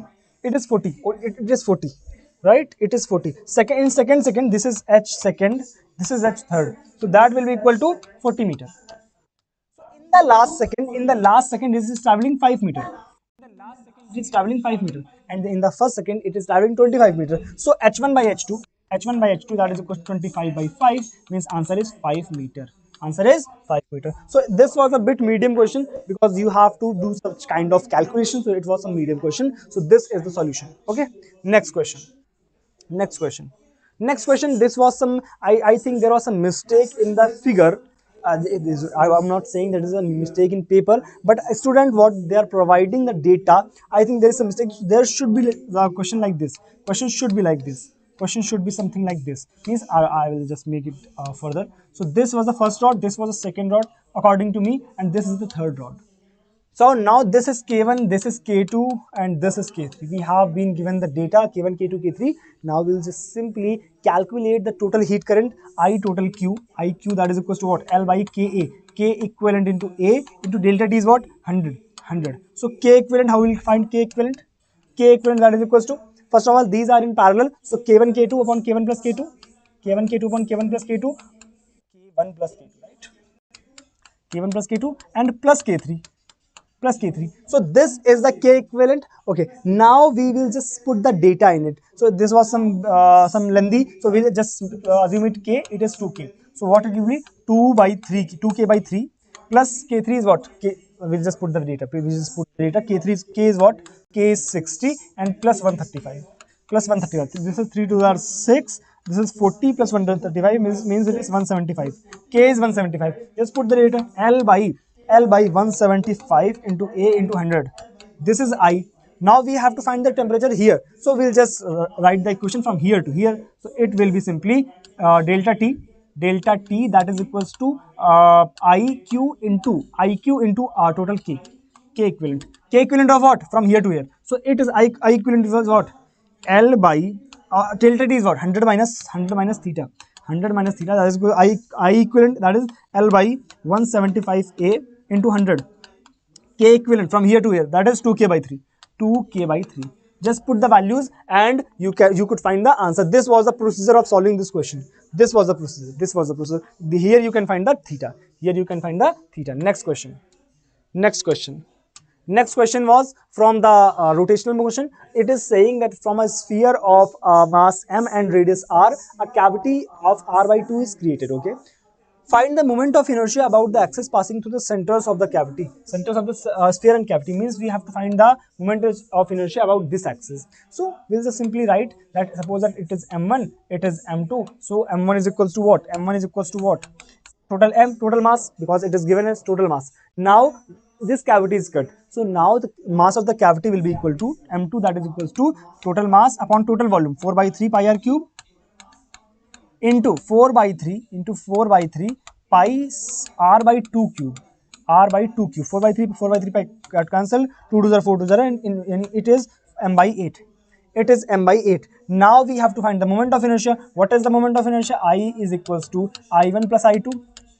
I is equals to I1 plus I2 means I1 is what? I1 is what? 2 by 5 mr square and minus this. So 2 by 5 m is what? 2 by 5 m is what? M by 8 into r is what? R is r by 2. So r square by 4.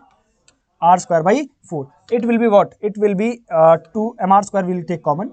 Mr square will take common, and 2 by 5 minus 2 2s are 4 means it is 5 2s are 10 and 1 it is 80, I think. It is 80. Now we can just solve this. It is multiplied by 16. It is multiplied by 16. 32 minus 1 means 31. Numerator is 31 divided by 80. Two option is correct. Second option is correct. Done till here. Any doubt? Any doubt? Any suggestions? Any comment? Okay. Done. Now next question. Should we move on to the next question? Okay. No problem. PDF will provide in the chat section after the session ends. Next question.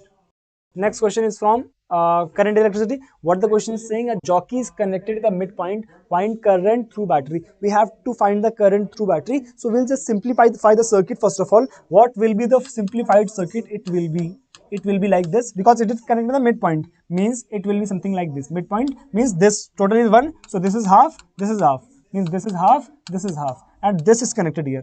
This is connected here, means this is 2 ohm. Now this is 0.9 volt. We have to find the current. So I is equals to what? V upon total R. So V, this is upon total R is what? The combination of all these resistances, means 2 means the parallel combination plus series combination. So 2 into 1 by 2 upon 2 plus 1 by 2 and plus that particular one, means half. This is what? This is 0.9 divided by 1 upon 5 by 2. 1 upon 5 by 2 means 2 by 5. 2 by 5 plus 1 by 2 means 0.9 divided by 4 plus 5 1 is 5 by 5 2s are 10. 10 is gone here means this is got cancelled. It is 1 ampere. Current is 1 ampere. Current is 1 ampere. Done. Next question. Next question. Next question. Next question. It is saying the ground state radius of hydrogen atom is A naught. Calculate the radius of first excited state of helium plus ion. Helium plus ion means two protons. Two proton system means we can simply write that radius of that Rn, that is equals to R naught into n square by z. Right? So R naught is what? A naught, which is the radius of hydrogen atom, and into n is what? First excited state means n is equals to 2. Do this kind of mistake. First excited state, it means n is equals to 2, means n is equals to 2 means 4 upon what is the z for helium plus, it is 2, so it is simply 2a naught. It is simply 2a naught. Next question. I think it was very easy. It was very easy. I forgot to just take. Okay. Next question. Next question. Next question from capacitor. What the question is saying? A dielectric is inserted at k is equals to find delta u. We have to find delta u. Very easy question. We just have to find the change in internal energy. Means we can write delta u, that is equals to final energy, means half CV square is the formula. So what is the final C? That is multiplied by the this dielectric constant means Kc. So Kc into V square minus half CV square. This was the initial energy. Because after the charge or after inserting the dielectric, the capacitor changes by the factor of k. It means we can simply write half CV square into k minus 1. So we can simply write half CV square into k is 2, so 2 minus 1. Just put the values if they are given. If this is 100 is given, just put. If c is given, just put. Okay. This was very, I am finding all the questions easy. So this was also very easy question. Okay. This was also a very easy question. Next question. I think there was some mistake in this question, I think, because there is written which of the following is forward bias. Okay, forward bias. And look at the question. Minus 5, minus 3. Means it is at higher potential, it is lower potential. So P from higher and is lower means forward bias. This is forward bias. Next option. This is 15, this is 20. Means this is lower potential, this is higher potential.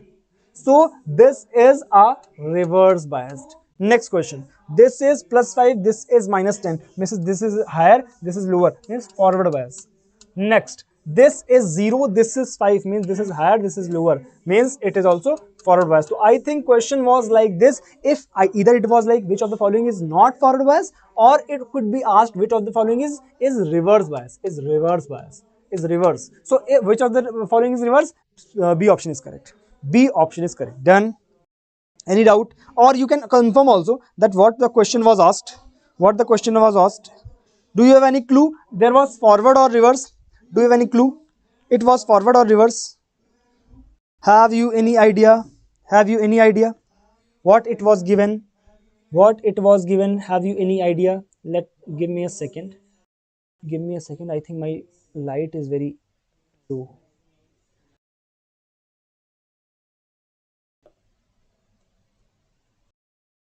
Right, I think now I'm perfectly visible. Brightness. I think this is done. This is done, right? This is done. Okay. Okay. Next question. Next question. Question number 13.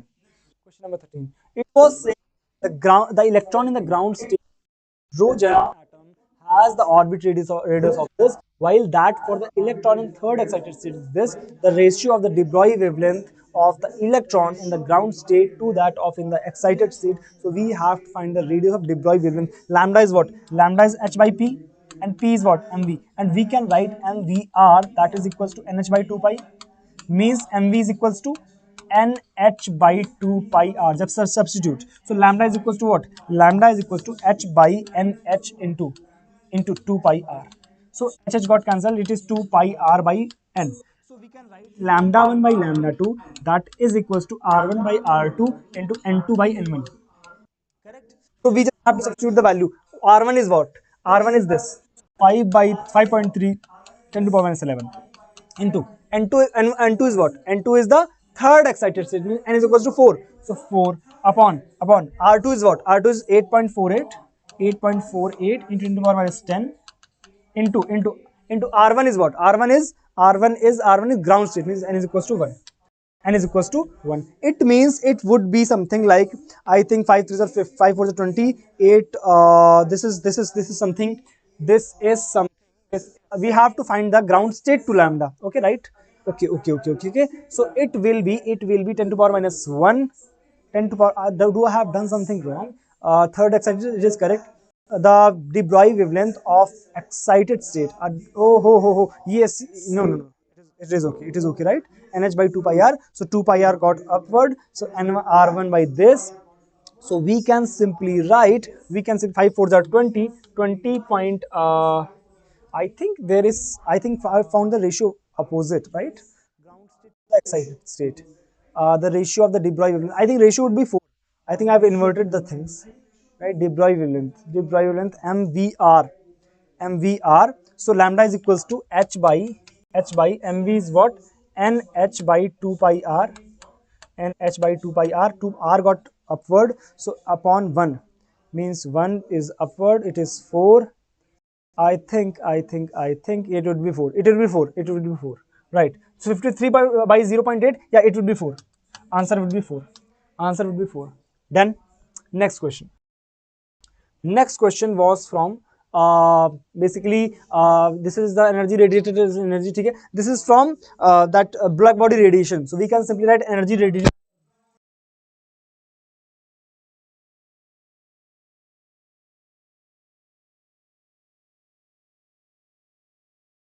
is. Am I audible? Yeah, right now I'm audible, I think. And should I check? Yeah, I'm audible. Okay. Okay. So it was like E is equal. Oh, E was equals to E sigma a t power 4. So we can simply write E is proportional to a t power 4. So we can write E1 by E2, that is equals to A1 T1 power 4 upon A2 T2 power 4. Right? So we can write pi r1 square into t1 4 upon pi r2 square t2 power 4. Right? Pi got cancelled. Now e1 by e2, that is equals to r1 is what? R1 is 0.2 upon 0.8, means it is 1 by 4. So 1 by 4 square into T1 by T2. T1 is what? 800 upon 400 means 2. So 2 power 4 means it is 2 to the 4 to the 16. 2 to the 4 to the 8 to the 16 upon 4 4s are 16.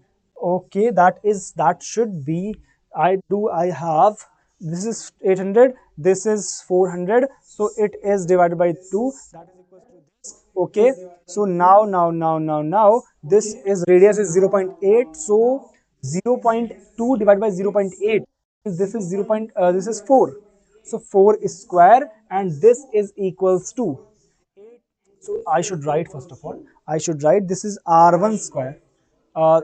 We have to find the e2. So e2 is what? 4 square divided by 2 to power 4 into e, right? Into e. So 2 to the 4 to the 4 to the 16. I think it is coming out to be e. Do I have done something wrong? Let me calculate again. E1, that is equals to r square. R is what? R is 0.2 square into T1 is what? 800 power 4 divided by R2 is what? 0.8 square into R2 is what? 200 power 4, right? 400, it is 400. Okay, so it is what? It is 1 by 4 square and it is 2 power 4. Yeah, it is correct. I think 2 to the 4 to the 16, 2 to the, so but this is 32, right? So it is 16 divided by 32. I think e by 2 will be the answer. I think e by 2 will be the answer. Yeah, I think it's, we have to find the separate surface temperature of 400. So 400 will go upward. Yeah, correct. So this is the answer. Okay, next question. Next question is saying the fringe width in the YDSC decreases if the setup is put into a denser medium. Obviously, fringe width is what? B is equals to d lambda by d. So if we put in the denser medium, lambda decreases, so beta decreases, and it is saying the velocity of light decreases and the denser medium in the denser medium, but frequency remains constant. Obviously, it is also true because velocity is inversely proportional to n. So n increases, so velocity decreases, but frequency remains constant. Both are correct. Both are correct. Next question. Next question is also this. Vernier calipers, one vernier scale is smaller than the one main scale division. Obviously, this is correct. Vernier scale is smaller and main scale is larger. So this is correct. Second, constant is given by one main scale division multiplied by the number of vernier scale. No, this is the subtraction. So this is incorrect. Next question. Next question is, it is saying the object and the image coincide at the given point O. Find the object distance. Okay. Now we have to find the object distance. So if it is coinciding, means suppose the ray is going like this. Now since this is convex type lens, so it will be something like this. It will be something like this. So it is seeming that it is coming from here. Now since it is being repeated, like it is being retraced, will follow its own path. It means it is following its own path. It means for this particular mirror, this image is coming, or this ray is coming from the radius of curvature, means this distance is r. This distance is r. So for this particular surface, u is equal v is equals to r. V is equals to what we have to find? We have to find the distance of object. So this is equals to r. Now we can simply write n by v minus 1 by u, that is equals to n minus 1 by r. So n by v is what? R minus 1 by u, that is equals to n minus 1 by r. N by r got cancelled. No. Yeah. So n by r minus 1 by u, that is equals to n by r minus 1 by r. N by got cancelled. U is equals to r. U is equals to r. I think this will be the answer. This will be the answer. This will be the answer. Done till here. Next question. Okay. Next question, it is saying that a particle is projected with a velocity v0 from a point in a vertical circular path such that the rope becomes slack at point D. Means if the rope becomes slack at point D, it means tension at D is 0. If tension is equals to 0, it means the particle is thrown with velocity root 5 gr. If the velocity is root 5, you know the vertical circle condition, root 5 gr is the initial velocity, so that the tension at D is equals to 0. So 5 gr, okay. It means now we have to find the kinetic energy ratio at B. So kinetic energy at B upon kinetic energy at C. Now kinetic energy at B will be equal to the initial energy. Initial energy is what? Half mv square. V square is what? 5 gr minus potential energy at B is what? This distance. This is the triangle, right? This is the condition. This is like this. So total is r. This is r cos theta, means r by 2. So r by 2. So mg r by 2. We'll just simply solve this. What it will be? mgr is common. We'll just find kb. So mgr is common. 5 by 2 minus 1 by 2 means 4 by 2, means it is 2. K at C, kinetic energy at C, half m root 5 gr minus mg, and this is r plus r by 2, means 3r by 2. 3r by 2 means mgr is common. 5 minus 3 is 1. 2 divided by 2 is 1. So kb by kc. So 2 by 1 means 1. Answer is 1. Done. Any doubt? Done. Now you can see and say just take also we'll just provide the PDF, but you can take the screenshot also, right? So let's move on to the next question. Next question is what? A concavo-convex lens of the refracting index. This is placed in water. The radius of curvature of the inner and outer radius is R1, R2. Find the power of the combination. So we can simply say a lens is kept in a medium. So we will just find the focal length of this lens. So 1 by f is equals to what? N of lens upon n of that medium minus 1, or bracket mein 1 by r1 minus 1 by r2. This is focal length, and power is what? Power is equals to 1 upon focal length. So we'll just put all the values. Here. What is the n of lens? N of lens is what? 3 by 2 divided by 4 by 3 minus 1, and this is 1 by r1. I'll just write it here.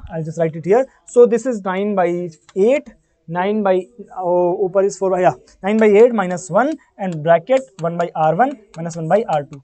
So this is 1 by f. We'll just find the, this is basically power. This is power. So whatever the values were given, you can substitute the answer. You can just substitute. Okay. Next question.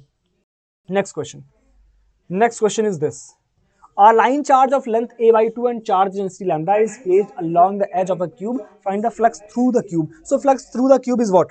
Suppose this is the line. So if it is placed at the edge of the cube, it means 1 by 4th portion of the flux is going from this cube. So the total flux passing through this, or total charge inside this cube, is q by 4 of this. So q is what? Lambda into L. L is what? A by 2.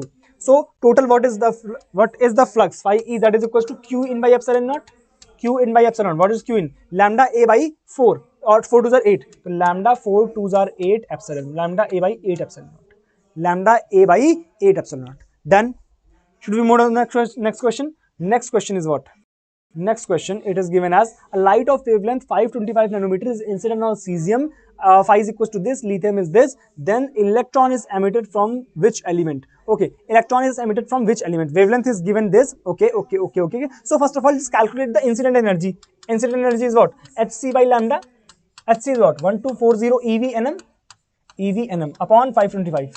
525 nm means divide it. What is the division? What is the division? Just divide it. 5 and just 5 5s are 25, 5 2s are 10, 5 4s are 20, and 5 8s are 25, right? So I'll just, you don't have to use the calculator. I will just divide it. And the division is coming out to be 248 divided by 105. So it is 2.36. It is 2.36, means 2.36 ev. So which will emit radiation, or which will emit the electron? So this phi is less than, means it will emit. This is greater, so this will not emit, means cesium will emit. Cesium will emit. Cesium will emit. This is the final answer. So these 21 questions I have got from my team, or the offline team, which are just collecting the questions from the students. So these are all the questions we could get. Now, one very important thing to tell you guys, that this is a very important information, that there is an academy rankers VIP, which is a thing right now for them who are targeting for JEE Mains second attempt. We could not say second attempt, for JEE Advanced. So this will include lot of things for that. So this is for JEE Main 2025.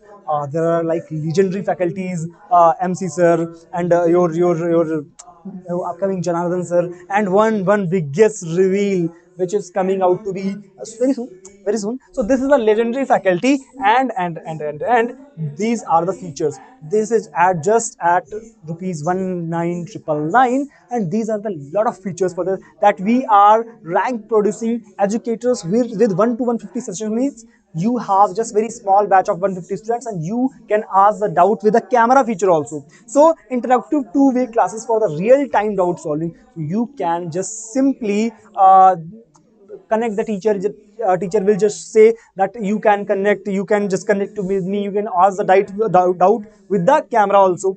And third very important thing, that you can get the plus and iconic all subscriptions with this feature. So this is other thing. Now 250 plus ranks test series, 350k plus questions, and PYQ videos. All the video solution will be accessible. Now there will be some additional QFT questions will be given, and with the main thing, that weekly tests and analysis and unlimited ask doubts.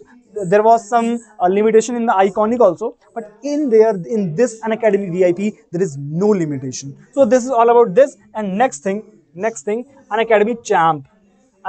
So this is also a second batch of this. So these are the legendary teachers of this batch. This is starting on the 7th Feb.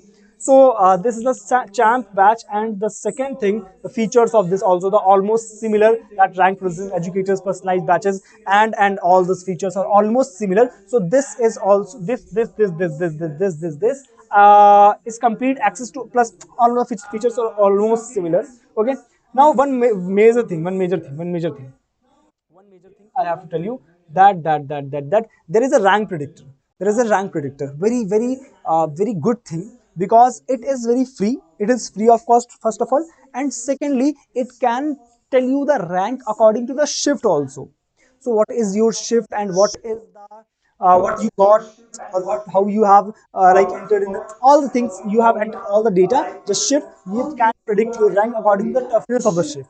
So this is a very important thing. All the things are given in the description, you can check out. Okay, now let me check if the maths is ready or not.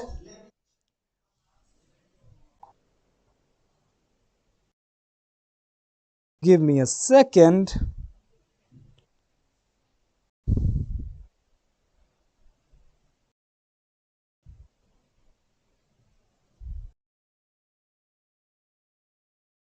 My shift on 28th. Give me a second, dost. 28th and PYQ in some lessons. More 300 because you can also solve the, if your shift is on 28th, you have like shift 6 shift you have, like you have collected, because questions are a lot. There are a lot of questions, so you can practice with them also. So there are a lot of questions. Okay, so just solve this.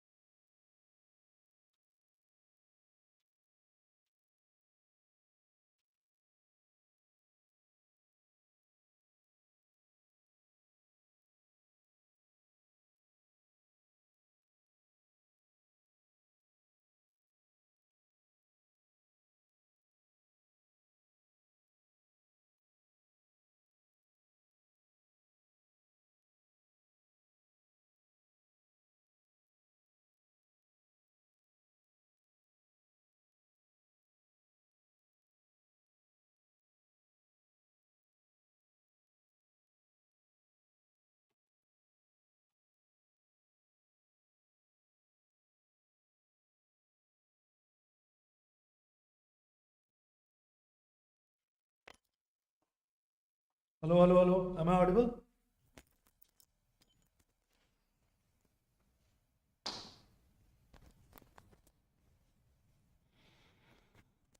I hope I'm audible.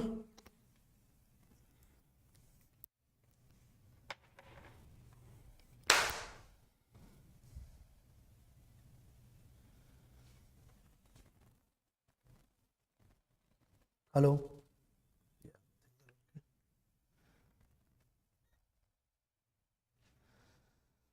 Hello, everybody. So today was the day. I hope some of you are there who have given this exam today. Given who have given this exam. Can I follow the DPPs? Am I audible? I am audible. I am audible. All right. So today we have some questions from the exam, the first shift exam that happened today itself in different cities and different centers. So I hope exam went good for all of you. And for those who are going to give going to give the JEE mains on 23rd, 24th, 28th, or 29th, however it is, keep preparing like this. Keep watching the solutions, the discussions, the analysis of the paper. Um, all right, so we have some questions from today's shift and general comments which I have been receiving, which I have received so far. Although the paper got over at 11:30 or 12 only, yeah, but yeah, general perception which we are receiving. And anyway, the first paper of the first attempt is always supposed to be easy to to channelize the students or to tell the students to uh, you know to misguide the student. I heard it was not easy. Was the paper hard? Paper was not general feedbacks which we are receiving. Obviously, it's just been 2 hours since the paper, and even we guys are not receiving exact comments, exact analysis, but the questions which we'll be seeing will be judging on the basis of that. And generally, the questions which I saw just now in the past few time, it looks like the paper is of the moderate to easy level, easy to moderate. For some students, it might not be called very easy. Maths was lengthy apparently. Math is always lengthy, beta. Math will always be lengthy, obviously, as compared to other subjects. Direct answers, there are very few chances to receive direct answers. So without wasting any of your time, because I know that you guys are studying right now for the further attempts and for the second attempt, for the further days and for the second attempt, so I won't take much of your time. Let's start from here. So this was one question. There can be mistakes in the question. There can be some questions because we are receiving these from the students who are appearing in the exam. So there is a possibility that there can be some mistakes. But if these are the questions, please let me know in the comment box that this question you got, or you also are receiving the feedback that this exact question was there. But if this question was there, then paper would have started very easy. I don't know this was first question or not, because it's simply telling you 5-lettered word you have to make distinct 5 letters word. Okay, M should be the middle letter should be M. So 2 over this side, 2 over this side, right? Middle letter should be M. 5-letter word to be made using any distinct 5 letters such that middle letter is M, and letters should be in increasing order. Acha, letters should be in increasing order means A is 1, B is 2, C is 3, likewise they should be in increasing order. This does not look like a very tricky question. This looks like a decent one. Okay, only thing is that one mistake which you can do, I'll tell you about that. M has to be the middle one. Now M is what? M is J, K, L, M. M is 13th letter. Okay. So before M, how many letters would be there? Before M, 12 letters will be there. M is 13th. After M also, we have 13 letters. So before M, there must be 12 letters. So 12, out of 12, we have to pick any 2. And because the order is already fixed, increasing order is already fixed, we are not going to do 2 factorial. We are not going to internally arrange because their order is fixed. For example, suppose B and K is coming. So B will first come and then K will come. That is already decided. So we will not do 2 factorial. And then here also remaining 13. So 13C2. This 12C2 multiplied with 13C2 should be your answer. Paper started, if this was the first question, then everybody must have got a confidence boost until unless you did not study PNC at all. So this, if we talk about this category from PNC, very moderate or very easy level of category, will put this question into correct. Okay, answers are also there. All right, great. We'll keep verifying. Next, one more question which came today. We discussed the same question in Saturday's class. Do you guys remember? Saturday's class, we discussed the same, not same, but equivalence relation. I told you that on the basis of equivalence relation, there are certain type of questions which are being asked. All right. Anyway, so they are asking you to find the non-empty. Very good. Non-empty, if they are asking, the question becomes very easy. If they are asking about non-empty, so question anyway becomes very easy. Equivalence relation on set A. So here there is no method or there is no approach which you just need to have the knowledge of equivalence relation. Equivalence relation should be your symmetric, reflexive as well as transitive. So which type of elements can you choose? 1, 1, 2, 2, 1, 3, 3, these type of elements you can choose, right? 1, 2, 2, 1, those elements also, 1, 2, 2, 1 will also make it symmetric. Then 1, 2, 2, 3, 3, 1, these type of elements you'll have to choose. So I think 1 with the like 1, 1, 1, 1, 1, 2, 2, 1, 1, 2, 2, 3, 3, then 1, 2, 2, 3, 1, 3, this type. Then these will keep on repeating, no? So total I think 5 will happen.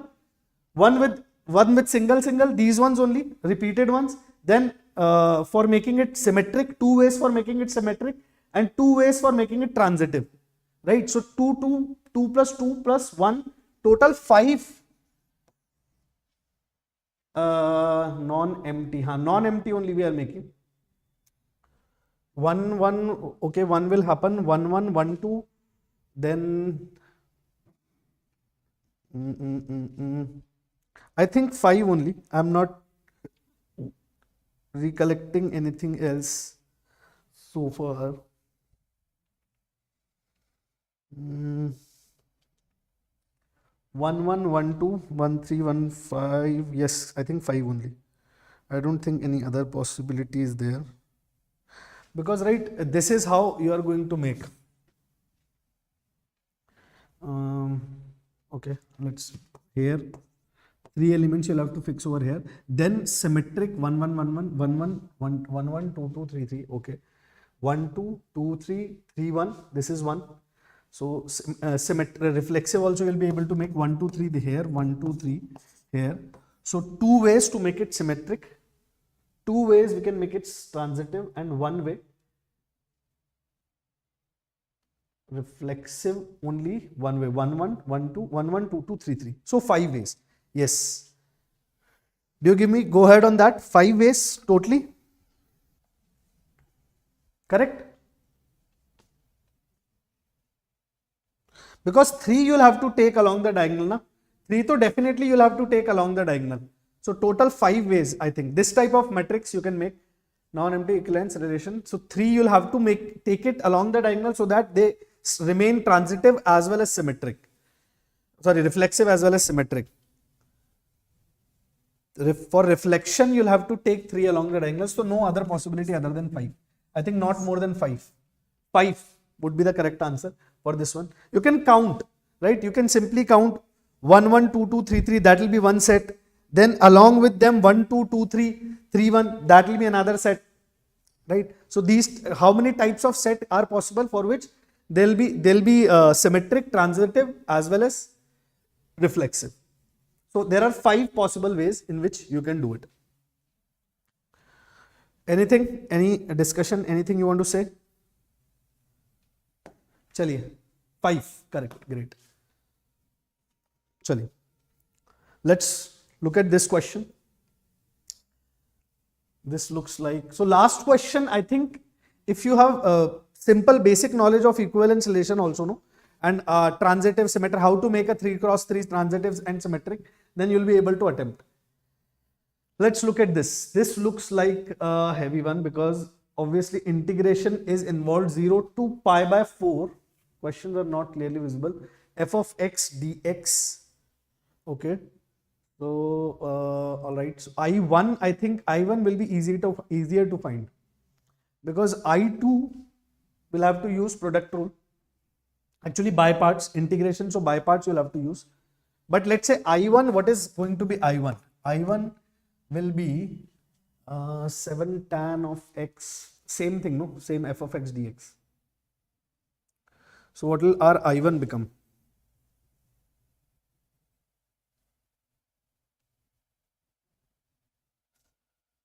If I take 7, I can take something common from these, right? It's smartness to take something common from here. What do you guys say? Maths was lengthy apparently. No.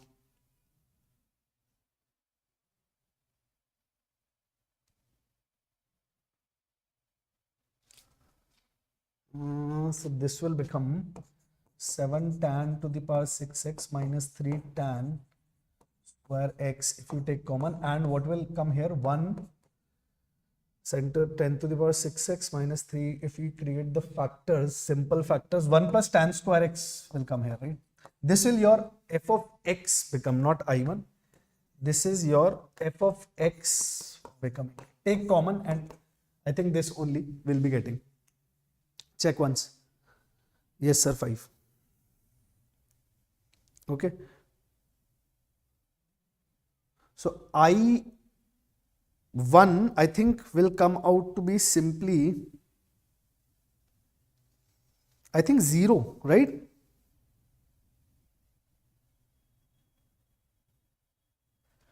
This will be, because simply it will become no t7 minus t cube, right?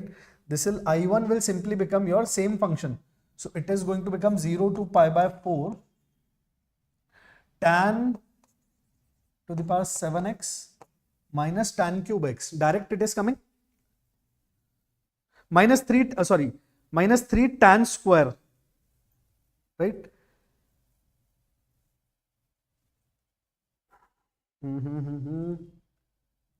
Yeah, if I take tan 7x as t, let's say,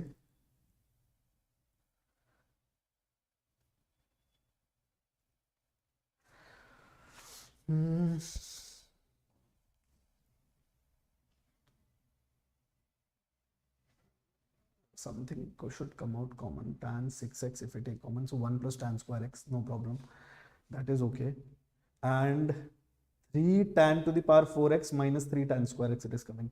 So I1, that means this from 0 to pi by 4, this will be tan to the power 7x minus 3 tan square x.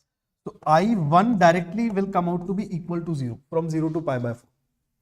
Right? I1 will pakka come out to be 0 and in I2 will definitely be able to create I1 somehow.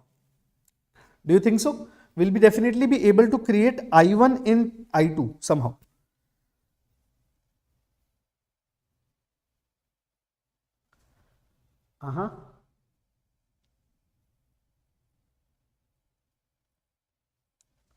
From 0 to pi by 4, 1 by root 2, yes, I1 is coming out to be equal to 0. Now let's calculate I2. I2 to by parts, x into differentiation of second. So I2 will become how much? Ix into same thing, we'll use t to the power 7 minus t cube. This is t cube. 10 cube x.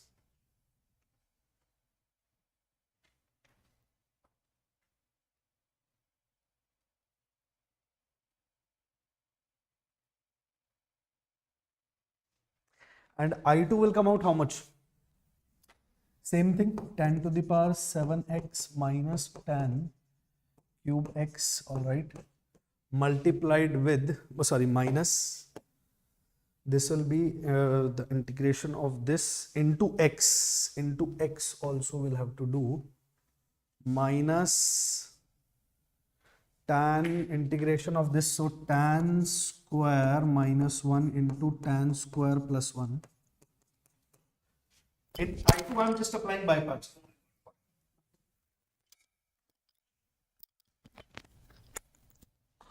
Into tan cube into, integration of tan cube, tan square minus 1 into tan square plus 1. Correct? This will happen. And now in 0 to pi by 4. Now here we'll apply 0 to pi by 4. No, again we'll have to take something, I think. I think tan square or tan square plus 1 we'll have to take something. So this will become minus of, let's say, tan square I'm taking as z. Let's suppose if I'm taking 10 square as z, so z cube and z to the power 3, z to the power 5 and z to the power 3 it will become. Now we'll have minus of, let's say if I take tan as z, tan square as z, or tan x as z, let's say x as z, so this will become z to the power 6 upon 6 minus z to the power 4 upon 4 and negative of that, right? Because this is 0 to pi by 4, pi by 4, so this will become 1 by 12, right? If we put 1 by, I2 will come out to be equal to 1 by 12. I1 is your 0 and your I2 is coming out to be equal to 1 by 12. Answer will come out how much? 7 into 0 plus 12 into 1 by 12, that means 12, nahi 1. That means 1 should be your answer. I2 will come out to be 1 by 12. So my shift is on 28, and for PYQs to solve there are more than 100 PYQs. How much time to solve those? Better solve as much as you can. right? Solve by skipping one after the another, but solve as much as you can.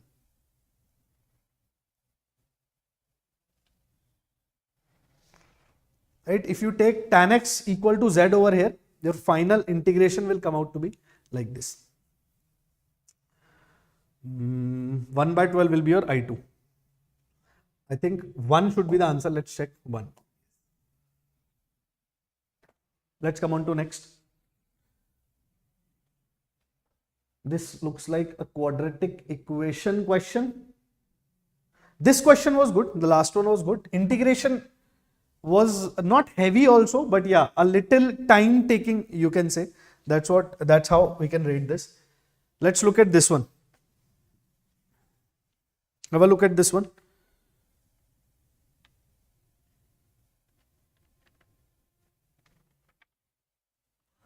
Come on.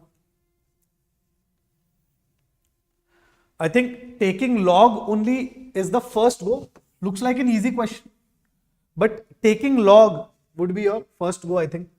So if we take log both the sides, right? Obviously log ln you'll have to take. So if you take log both the sides, this 5 ln x whole square e plus 3 will come down.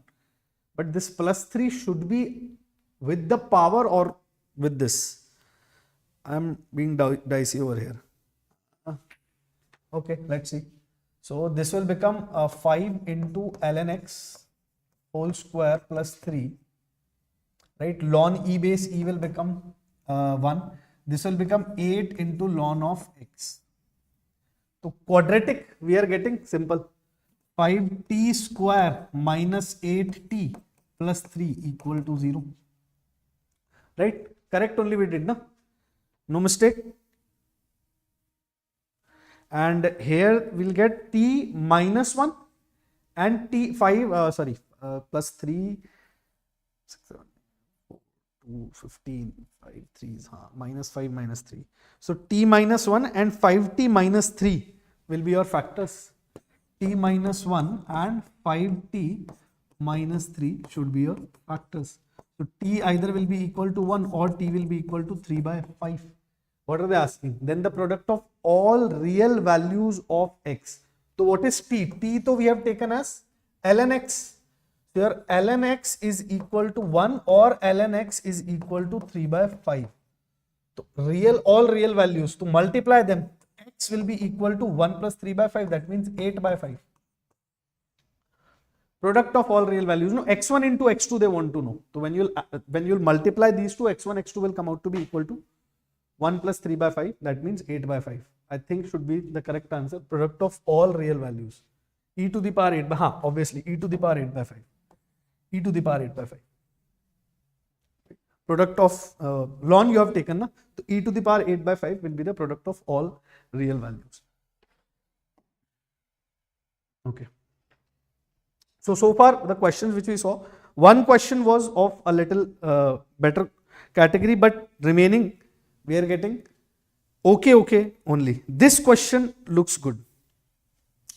This question really looks good. Like this is memory based type of problem. If you remember what will, otherwise you'll have to solve, you'll have to manipulate and solve. If you remember directly, so if you remember the result directly, you'll be able to solve it in much better position.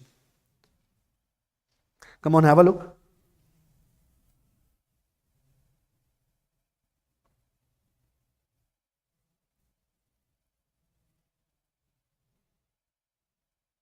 So this is just going to become, like if you directly want to write, this will just become 1 by 12 sigma of 0 to 5, okay, 0 to 5. This will become 12c 2r plus 2.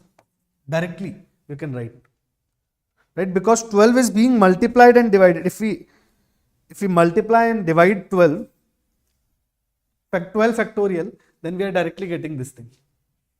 Okay. Otherwise also, if you want to write only, what you can do, you can 11c 2r minus 1 divided by 2r plus 2 it is. Correct? So 2r plus 2, or we can write it like this, no? 11 factorial, like if we solve this, this will not become nothing but 11 factorial upon n minus r, that means 11 minus 10 minus 2r factorial, right, divided by 2r minus 1 factorial multiplied with 2r plus 2 factorial, right, multiplied with just 2r plus 2, right, not factorial.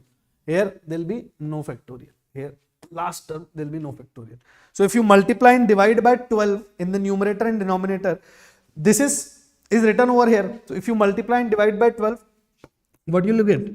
What will you get? You will get this thing exactly like this, 1 by 12 sigma of, here if you multiply 12 in the numerator and in the denominator, this will become 12 factorial. What will this become? This will become nothing but 12c 2r plus 2, right? This will become 12c 2r plus 2. This thing will become 12c 2r plus 2. I converted into log multiplying 2.0, so I went around. Okay, that's it. Chaliye. So this summation of this we are supposed to find out.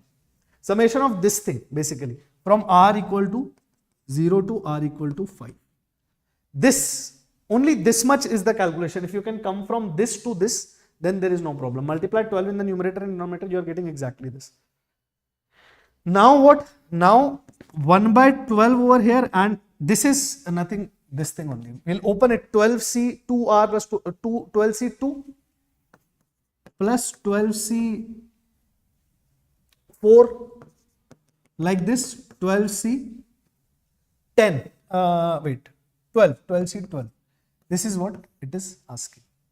So this is what? 2 to the power 11 minus 1. Direct result, if you can remember. This 2 to the power 11 means 2048. 1 by 12 into 2048 minus 1, 2047. So this will come out to be 2047 divided by. This is direct result, no? Monomial coefficient, summation series. 2 to the power n minus 1 it will come, 2 to the power 11 and minus 1. Okay, so 2047. I hope option based question it was. 2 to the power 11 minus 1 by 12. By 12. 2047 divided by 12. Okay.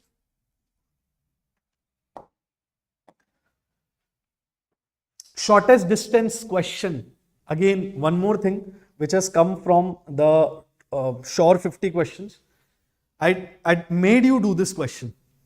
Remember, I made you do this question because I knew that this pakka is going to be there in mains. On the Saturdays series only we did exactly, not exactly, but yeah, same question. You must be thinking, "Arey sir, this is so easy. Why would this come?" First shift may always there are chances to have direct questions. Right? Direct, not too many indirect questions will be there. So there were chances. Right? If somebody has solved and went, then they would have got their results, they would have got their answers very easily, very quickly. Correct? Otherwise, obviously, it will take time.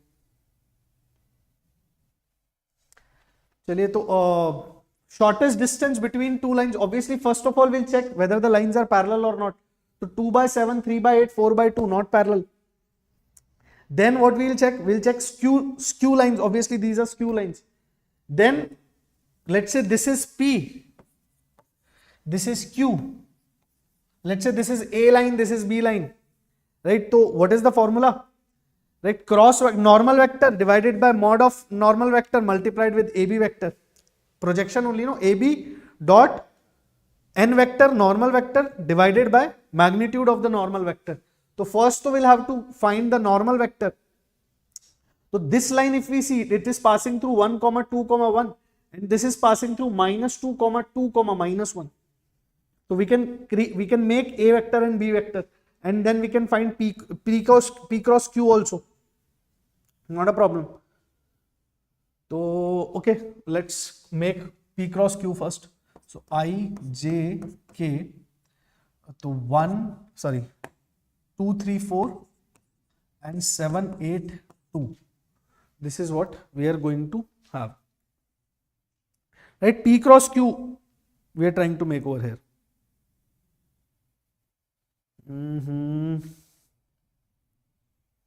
Very calculative it will become, no?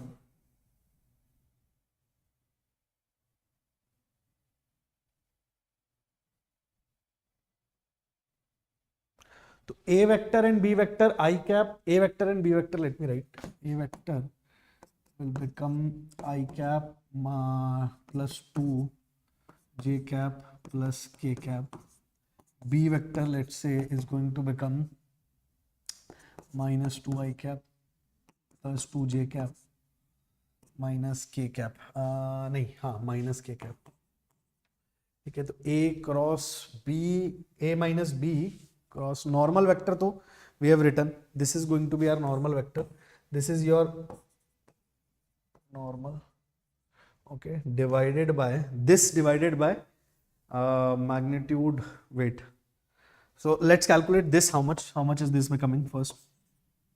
This is becoming 6, 32, 26 minus 26 I cap plus 24 J cap minus 16, 21 minus 5 K cap plus 5 K cap. Plus only, na? 16 minus 21 minus minus 5 K cap. Okay. Now AB vector will become minus 3I minus 2K. AB vector will become how much? Minus 3I cap minus 2K cap. J cap will become 0. So how much will our answer come? Answer will come out to be mod of this. So mod of this will become, let me calculate.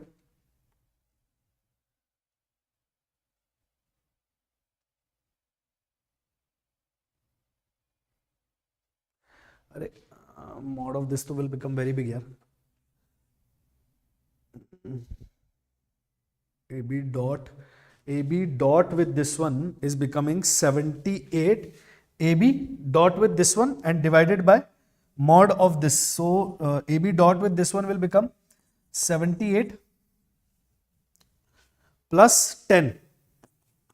And a mod already is there. This dot this I'm doing 78 plus 10, and denominator will be mod of this. Mod of this, let me calculate.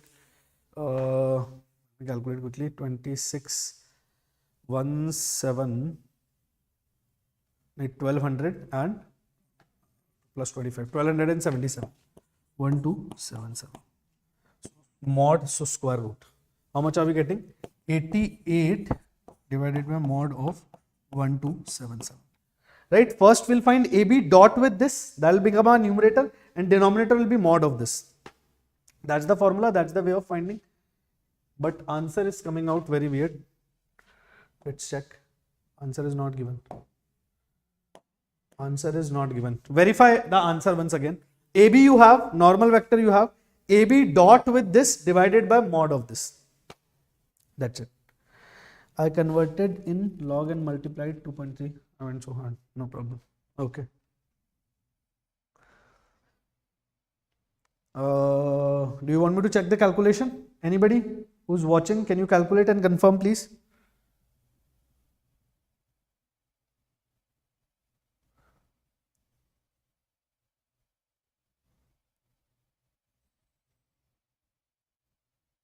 Minus 3 I cap minus 2 K cap, correct?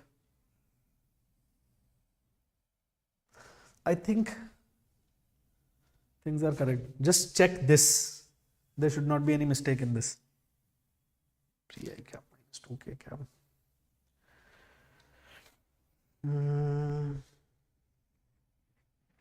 I think 88 only. 78 will be this thing. K cap 5 to the 10. Huh?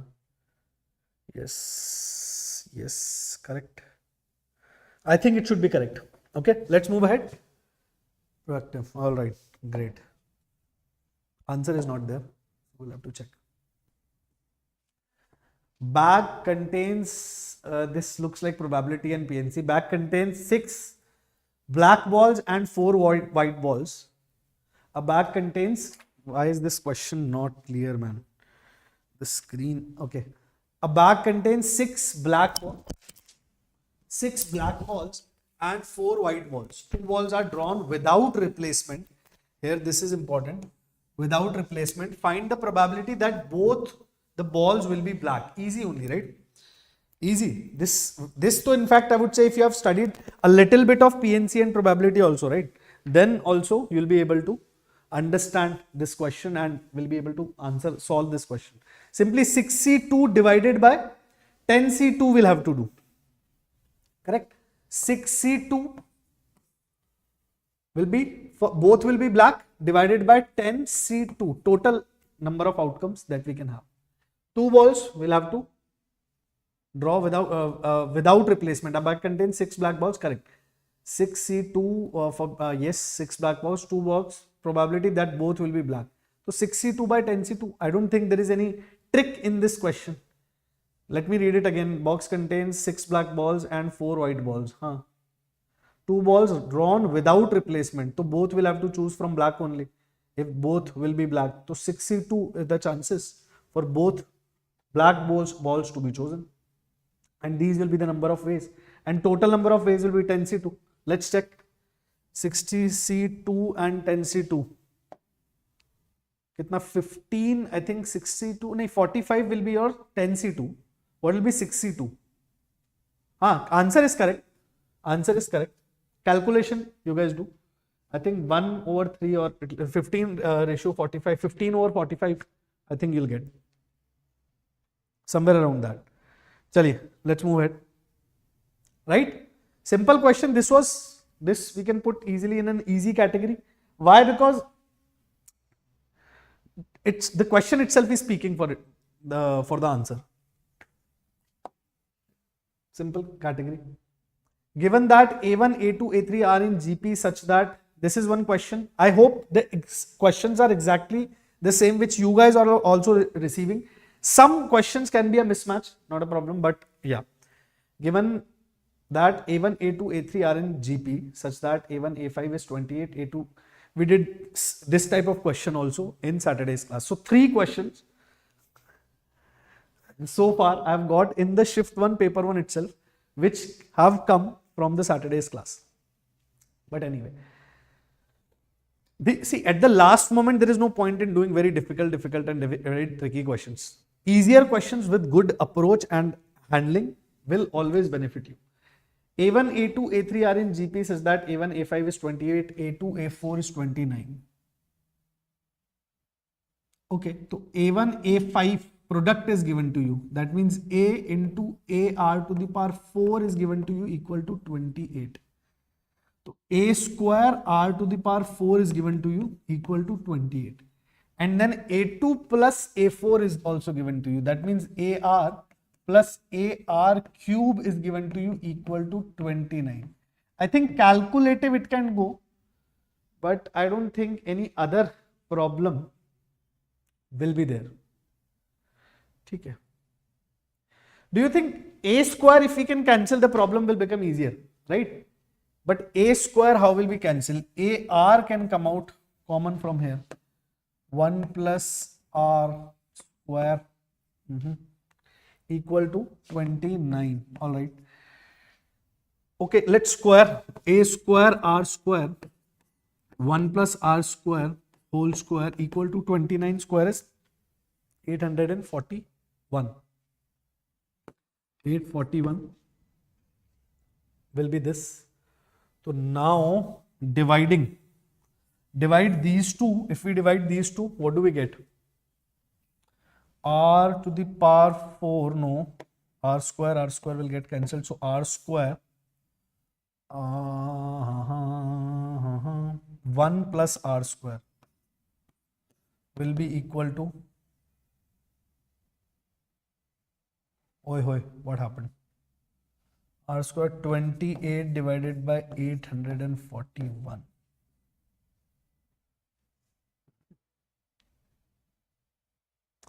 Horrible equation we are getting. But here one catch is there. R square is 28 and 1 plus R square is 841. R square is 28 and 1 plus R square is 841. That means R square is equal to 28 na.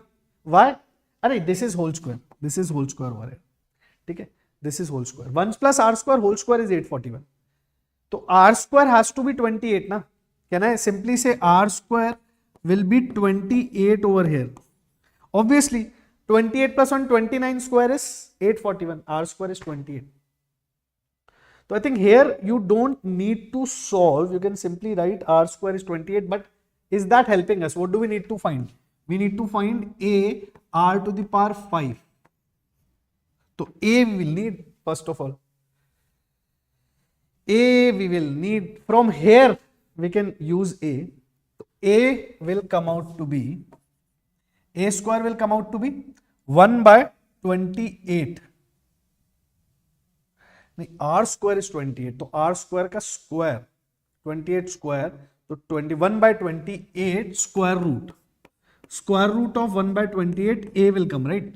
R square is 28, so 28 square 28 will get cancelled. A square will be 1 by 28 and a will be square root of 1 by 28. ठीक है, तो a r to the power 5 we will need. So yes, this also we can calculate na. No, r, but we are not getting. Achha, r will square root 28 only. So a, that means 1 by square root 28 into r to the power 4, that means 28 square into r. Right, so r will be square root 28 only. This will get cancelled. I think this should be the answer. 28 square is the answer. Kya? Check the calculation once. I think not, but check the calculation once.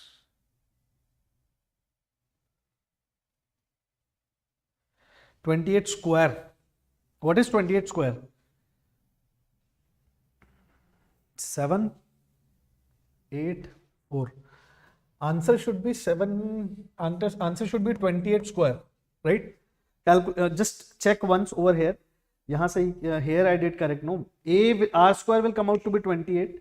So 1 by root 28 into 28 square into root 28. Right? R again will be root 28. No, from here, and a will be 1 by root 28. So I think 28 square. Our answer must be there. 28 square is the answer. 786, 746 or 786, something like that. Chaliye. One more. This also again looks like a last question. Then what should we say? Last question was easy only, right? Only here, here only we had to use a little bit of smartness, right? If we start solving and all, no, obviously it can go very lengthy. But mains did not want you to solve too much. It gave you a hint over here, right?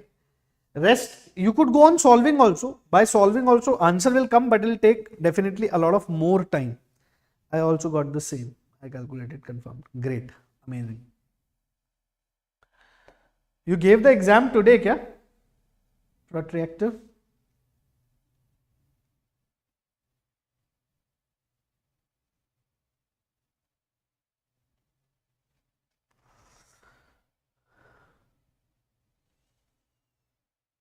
Chaliye, let's do this. Yeah. What do you think? Determinant of A, mod of A is given to you equal to -2, where A is a matrix, 3 cross 3 matrix it is, great. Given that adjoint of -3A, determinant of adjoint of -3A will be equal to 2A into 3, 2 to the power A into 3 to the power B. Alright. Again, memory based, no direct problem, like a direct result. If you remember, adjoint, if it comes all together, then to the power n-1 and to the whole power k. That's what we do, right? For if it is coming for k times, right? If it is coming for k times, if it is 3 cross 3, then 3 minus 1, k minus 1. That results, those results we must have studied. So this will become what? Minus, this entire thing will become what? Minus 3a to the power 2 to the power 2. Right? 3 minus 1, 2, and 3 times it is coming, so 3 to the power 2 only, or to the power 3, no, to the power 2 only. So it is minus of 3a to the power 4. If we take 4 outside, then 3 okay, this will just become your minus of 3a to the power 4. If you want to take 3 outside, then 4 into 3 will 3 to the power 12 will come outside. So minus, let's ignore minus for now. So 3 to the power 12 will come outside. And a is 3 cross 3. So 3 to the power 12 and 2 to the power 4 will come outside. Right? 2 to the power 4 will also come outside. Na? And it will have 2 to the power 4. So I think A will be equal to 4 and B will be equal to 12. Right? This you'll have to write like this, adjoint, adjoint, adjoint. Correct? And this is power 4. So for 3, power 12 will come outside, and for 2, power 4 will come outside. Because mod of A is given to you as 2. So A equal to 4, B equal to 12. I think 4B, that means 12, 48 plus 2A, that means 8. 56 should be our answer. I think so. Correct? Straight away question. This is also straight away question. 2 to the power A, 3 to the power B. So this is what we are getting. I think, let's check. 64, huh? Are 2, 4B, so 4 into 48.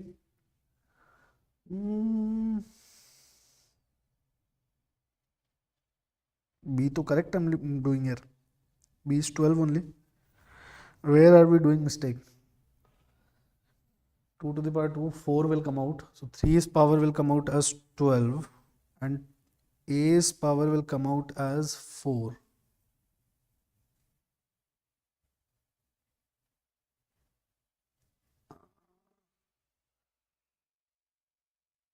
Kya mistake we are doing? Let's try doing it other way. Kya? If answer is not matching, I don't think that all answers are correct only. But how else can we do this?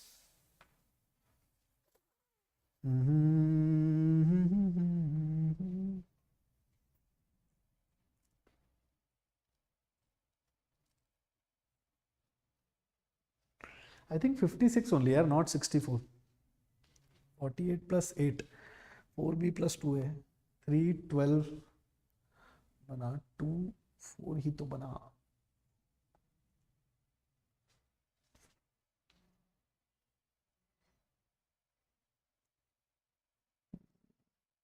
Maybe answer might not be matching because of something. Just check the calculation.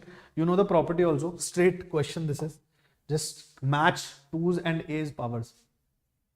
This also straight, very straight question.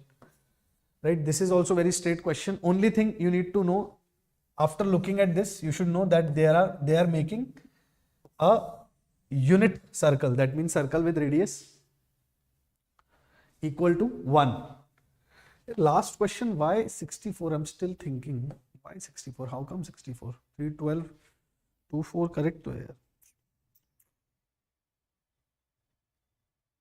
If other way also I'm doing, then it will be 21 and 10. Then the entirely different answer is coming.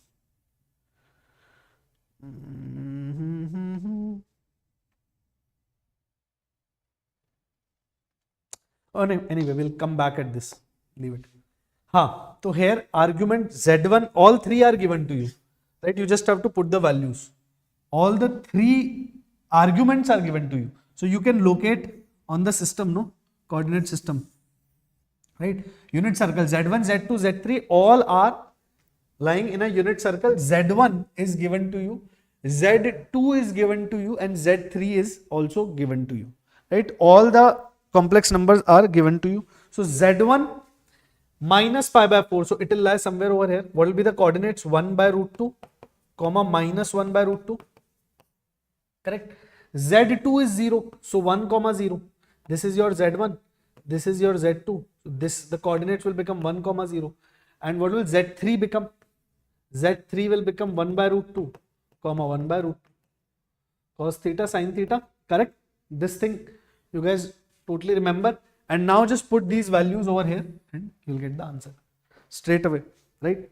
Conjugate of Z1 and Z2 conjugate. So Z2 you can write as 1 by Z1. That way you can easily get this one. I also got same 784 is the answer. Achha. Right? So this is also one direct question only.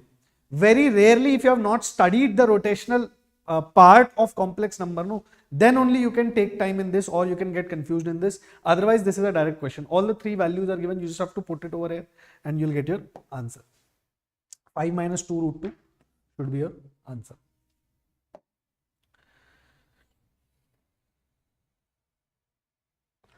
Again, you can simply solve this by this is maximum and minimum value. Acha, it is asking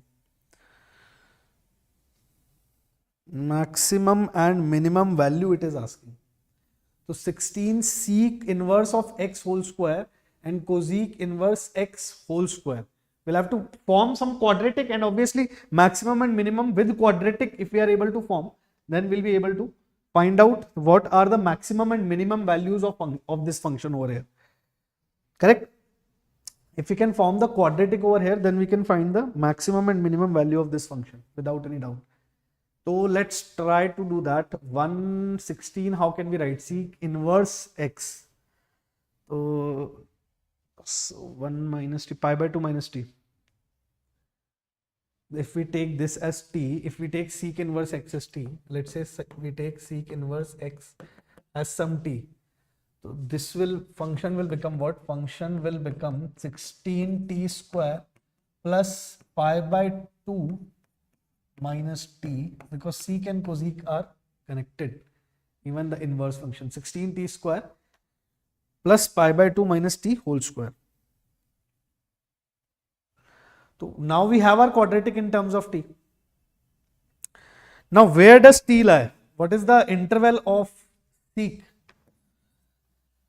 Sec interval 0 to, interval of sec is 0 to pi excluding pi by 2, right? So your t will belong to 0 to pi including, 0 to pi are included, and pi by 2, I think, just confirm once, pi by 2 I think is excluded. 0 to pi are both included. So we'll have to check at 0, at pi, and at the minus b by 2a of the quadratic which is forming over here. So 16t square plus t square will become 17t square. Correct. Then pi by 2 whole square will become pi by 4. Let's say pi by 4, pi square by 4 actually. Pi square by 4, and pi into t, 2 pi t will be just pi into t, minus pi into t. Plus pi square by 4. That's it. Now we'll just check the values at 0, at the limits, at the end, like at the extremities. What are the extremities? T. That means our functions, this functions t can lie between 0 to pi except pi by 2. 0 to pi it can lie. So we'll check the extremities. Where are we getting maximum or minimum? So we'll check f of 0, we'll check f of pi, and we'll check f of minus b by a. That means pi by 17. We'll check it pi by 17.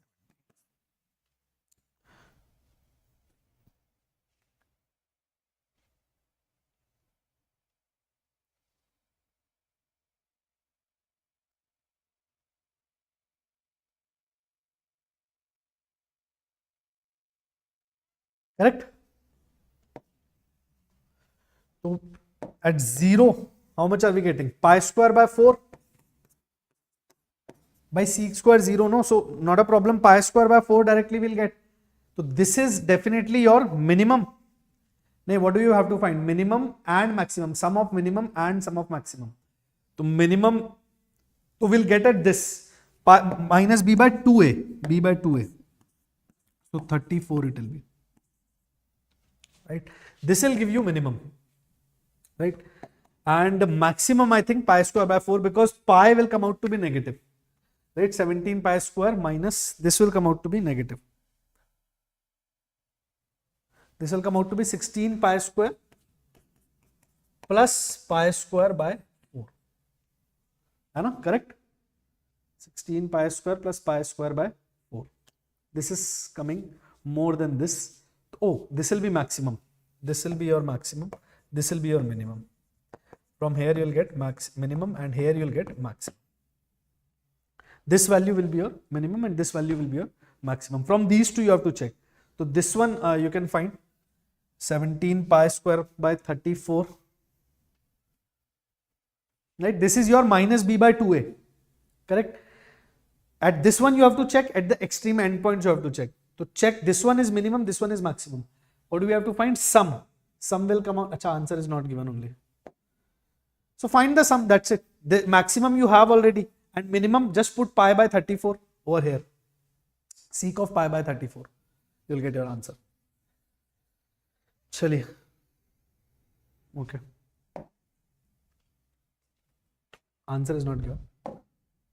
But easy question.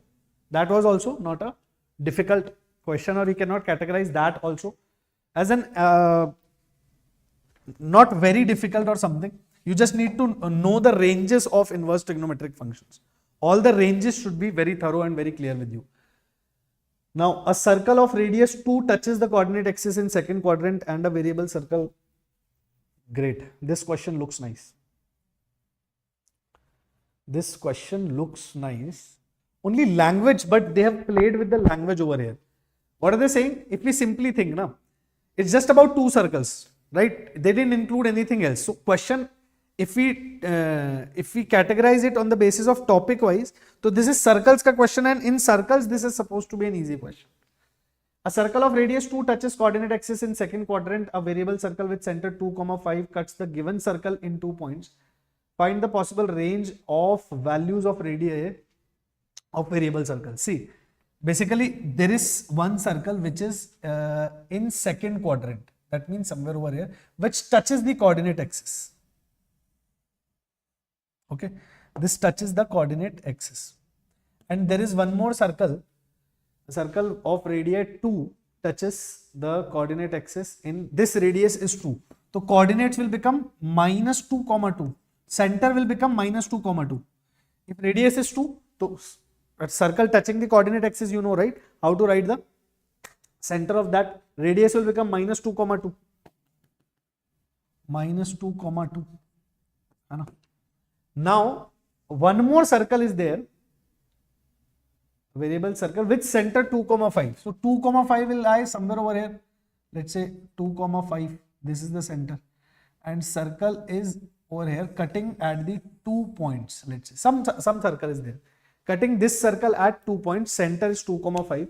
Cuts at 2 distinct points. Okay. Okay.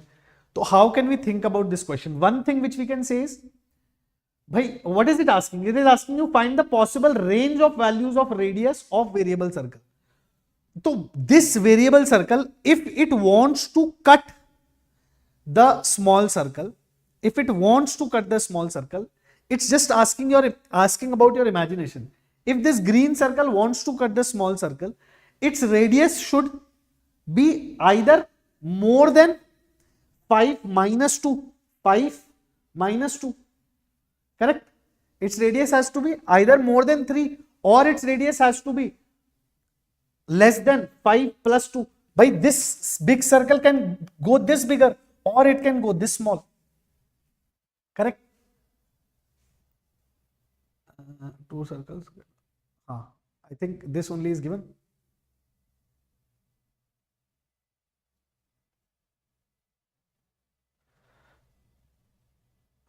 Correct. Bhai, if this bigger circle wants to will touch this at which point?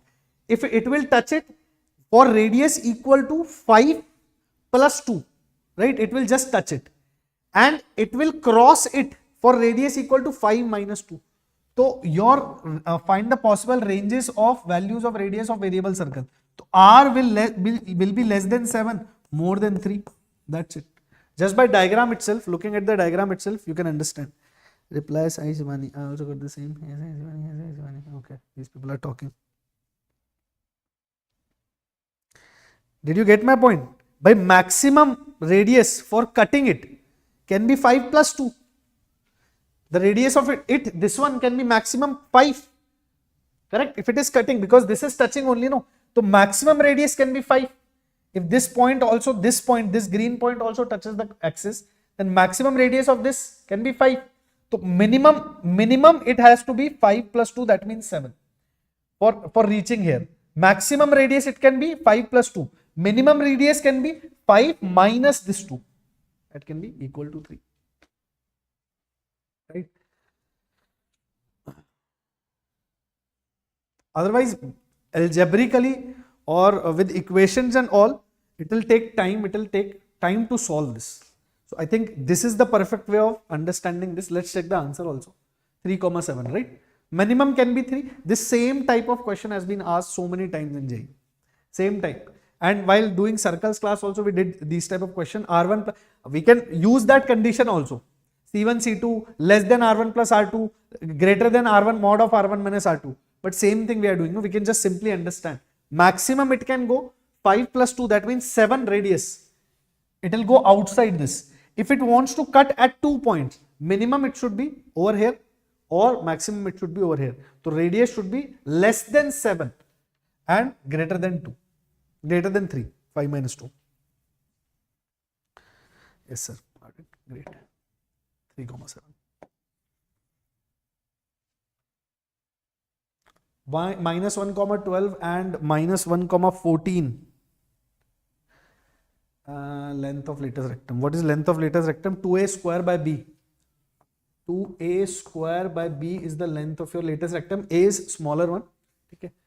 So parabola, what kind of parabola are we getting? First of all, let's check that. Hyperbola, and the point minus 1, 6 lies on it. Minus 1, 14. Okay.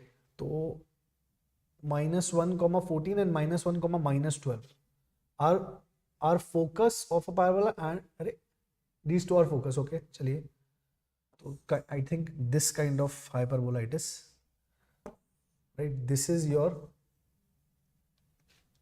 1 point, this is, and minus 1, 6 it is saying that it lies. Okay, so minus 1, 14, let's put it over here. And same over here, so minus 1, minus 12. And which point? Minus 1, 6 lies on the hyperbola.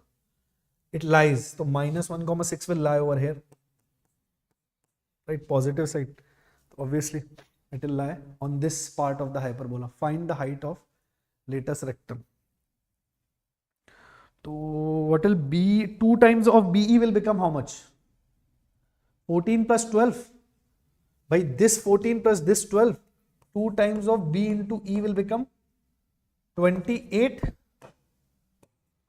Right, 14, this, and by distance between the focuses, 2BE which is given to us equal to 48. Right, 2BE we are getting, so we'll square the BE will be what? BE will be equal to 14. So by squaring we know we can find A also. Okay.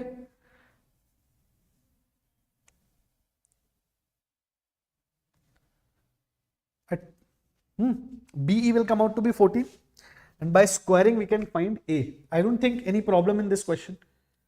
Acha, this is 26. Wait, this is 26, so this will become 30. So 14 plus 12, no? 26. So this will be 13. And your B square plus A square. Square of B is B square plus A square, which will become 169. Correct, correct, correct. And B though we already have. B we already have, na? B will be equal to 5.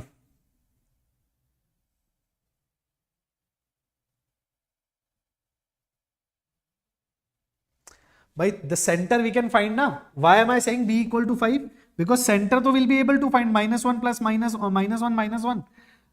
Minus 1 comma 14 12 1. Minus 1 comma 1 will be your center. So your B, which is the distance, becomes 5. B will become 5. So A square will come out how much? 169 minus 25.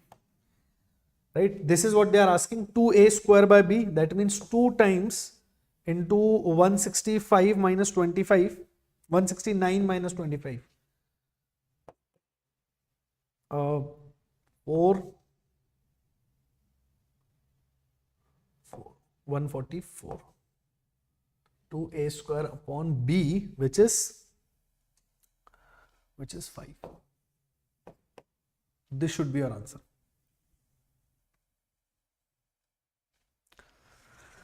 Okay, 2a square by b should be your answer. 144 into 2 by 5.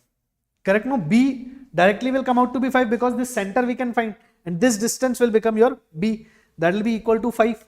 BE, because of distances between foci, we can find. So 2b became 26, BE became 13. Check once. Let's check the answer. Answer again not given. I think 2 into 144 by 5 should be your answer. Right? 2 into 144 upon 5 should be your answer. This will be your.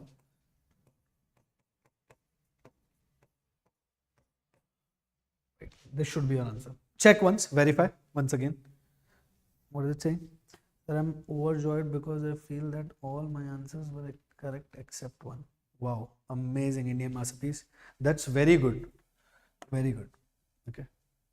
Answer not given. So we don't have. Okay. Let's see this. This again, one direct. This is very direct, na? Sum of infinite GP. No?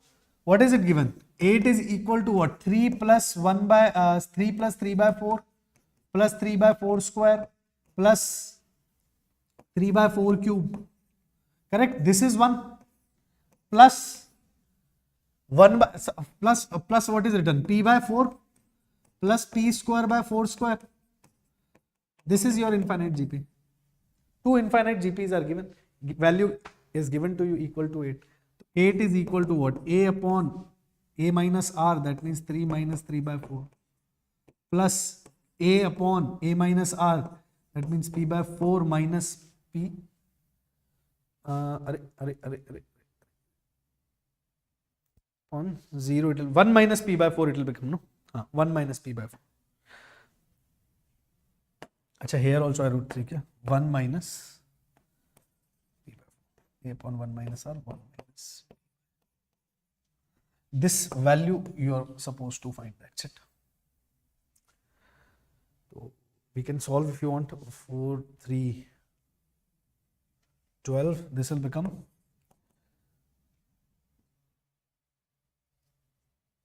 This will become 12. I think 1 by 4. So 3 upon 1 by 4, 12. Yes. Plus, how much will this become? 4 minus P.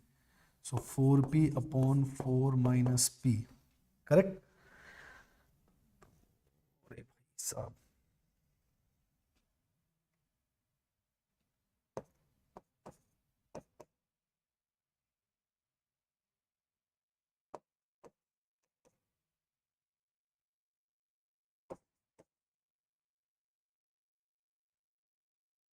Some locha is happening here. Wait. Some problem in solving, kya? Tell me the answers. Tell me this answer. Come on, guys. You can solve it. You're better at this than me.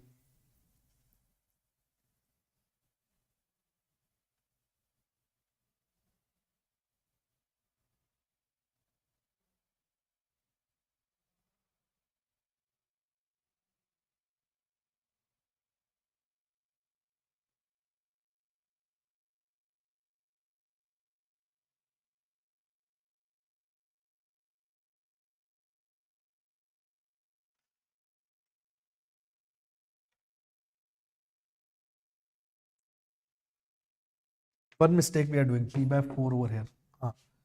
Here it will be P by 4.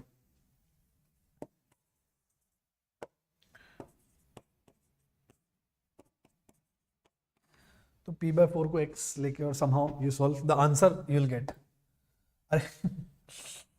This answer is not there. Okay, chalo, this we can solve. This will become minus 4 equal to P upon 4 minus P, right?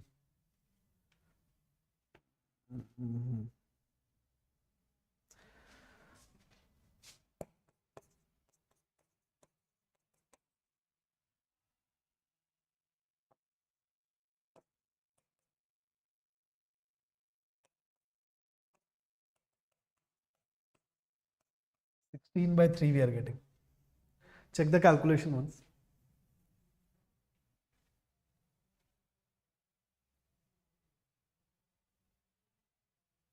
(16 upon 3) we are getting as the answer. Anybody who solved along with me?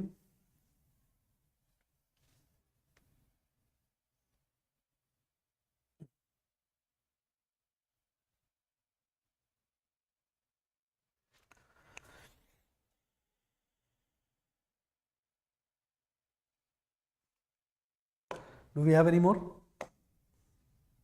Oh, this one question. This is one question which everybody liked. Everybody appreciated this question. Although question is just simply from telescopic series. Sir, P equal to 4 you are getting. कैसे यार? कुछ I am only doing wrong क्या? P is equal to, अरे how? कैसे भाई? 3P equal to 16, P equal to 4, how are you getting?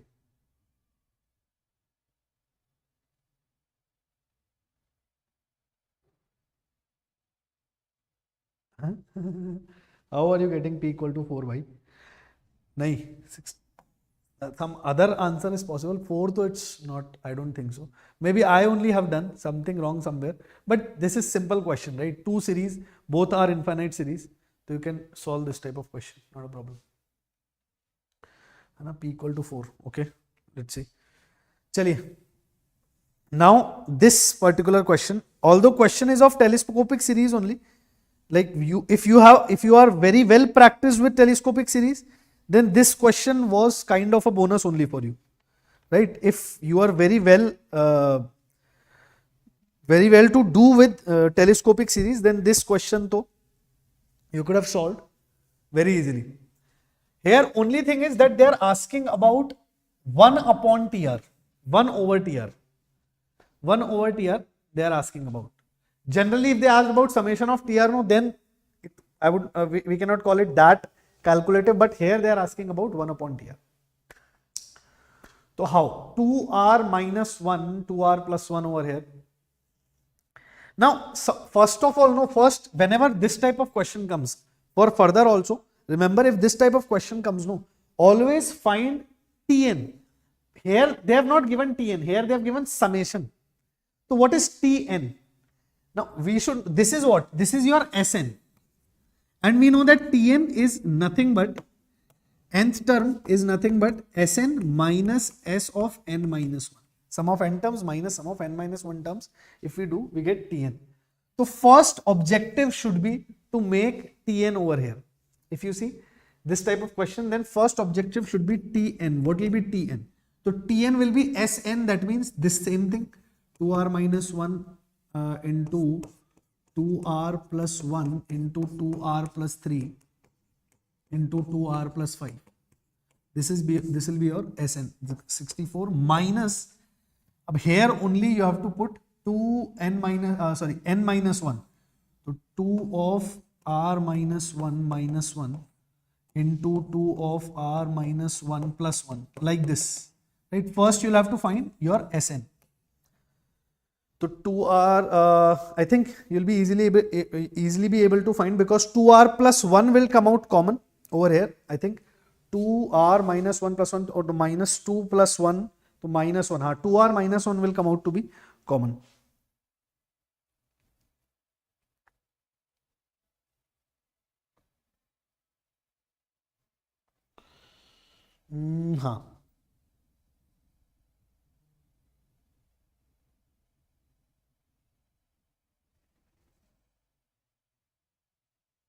And 2r plus 5, so what is it, what Tn will be getting? Tn will be 2r minus 1 will come out common, 2r plus 3 will also come out, 2r minus 1 nahi, 2r minus 1 will out common, 2r plus 1 will also come out common, 2r plus 3 will also come out common, and 2r plus 5 minus over here, how much will it become? Minus will make it 8 and denominator will be 64. So solve this, you'll get this, right? 8 will cancel this also 8 times. That's why 64 is given maybe. So finally we have Tn. Let's write Tn. So our Tn is coming out to be how much? Tn is coming out to be 2r minus 1 into 2r plus 1 into 2r plus 3 divided by 8, right? This is your Tn now. On this only, sir, this question should be considered moderate level. Thank you so much. I'm explaining 113. Very good gravity. I don't think so. Cutoff will be cleared. 150, you never know, beta. You never know. For this attempt, what cutoff? But cutoff, I think, will be cleared. I don't think cutoff itself won't be cleared. And cutoff, I think, will be cleared. Now, what are we supposed to find? 1 by Tn we are supposed to find. Yeah, this is moderate level. I think moderate level, because 1 by Tn there. If question was over here only, no, then there was no problem. But they are asking you 1 by Tn.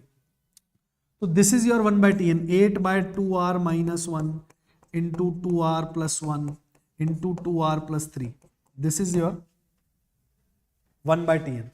On this, they want you to find summation from 1 to n. Now here you'll have to break it like a telescopic series.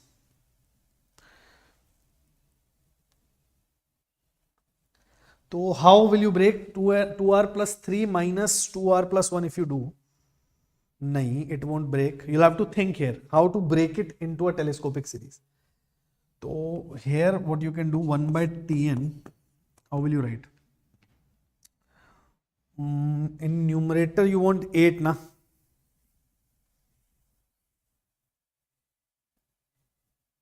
So 2, so you'll have to multiply like that.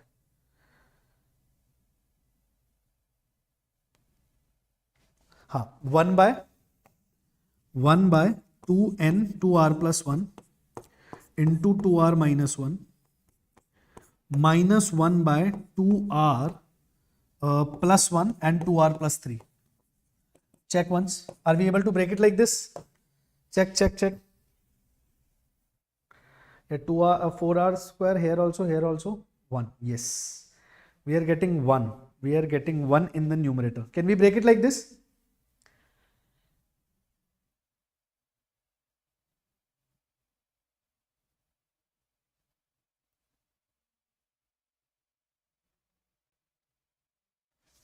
Yes, we can break it like this.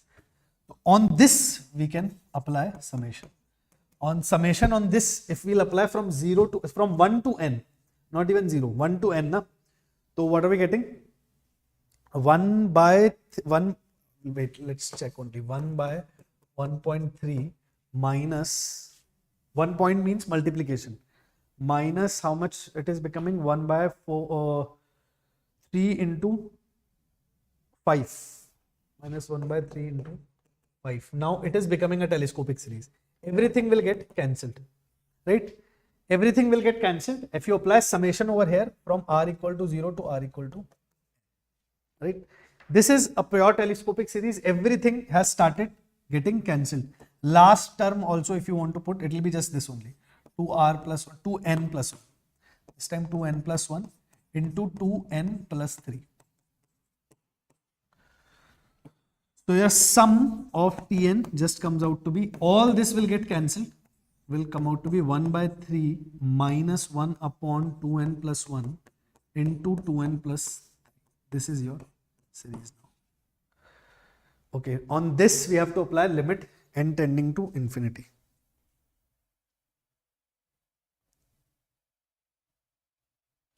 So here to just form this expression and then apply the limit. Right, so this will become 4n square plus 8n divided by some 3 into 2n plus 1 into 2n plus 3. On this, you can apply the limit and get your answer. Right, this will be your final expression.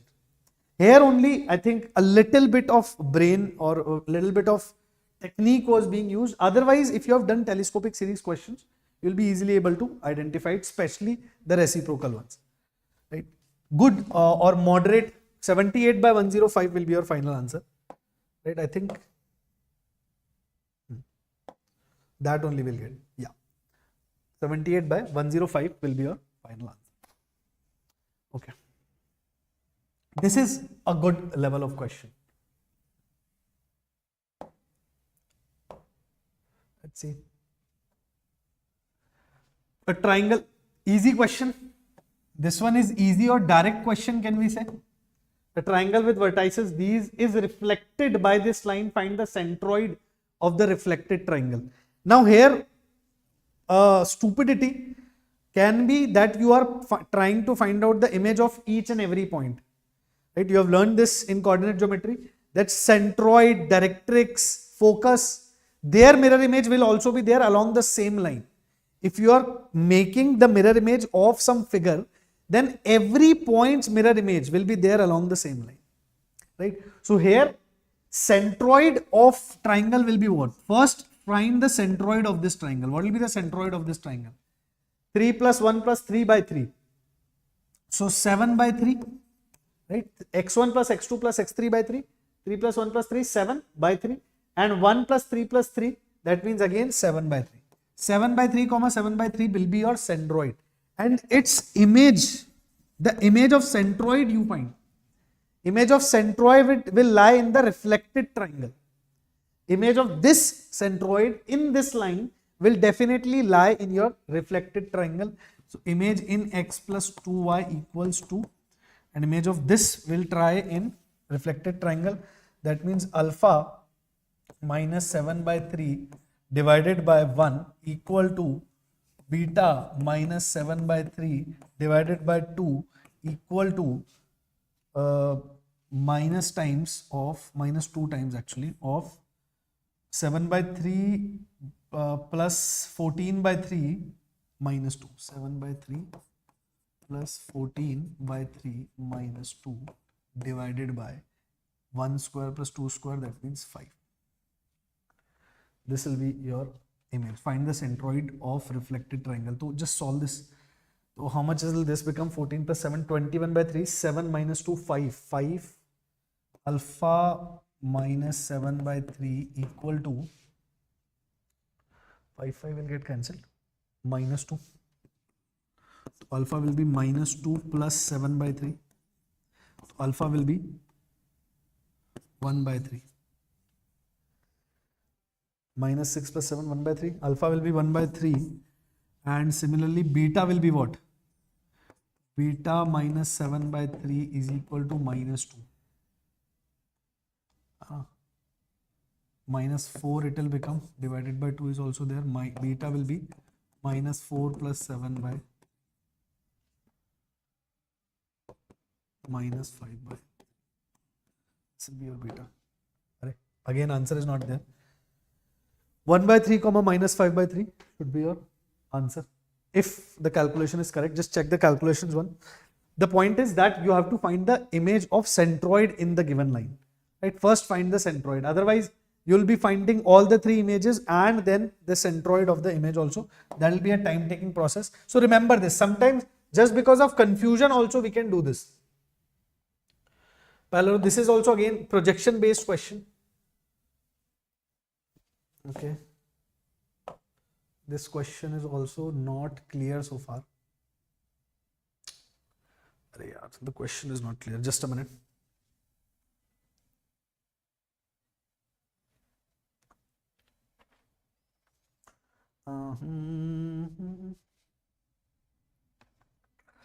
Just a minute. Let me see if this question is clear to us so far. In the pages also no, this question same only I've got printout also. Yeah.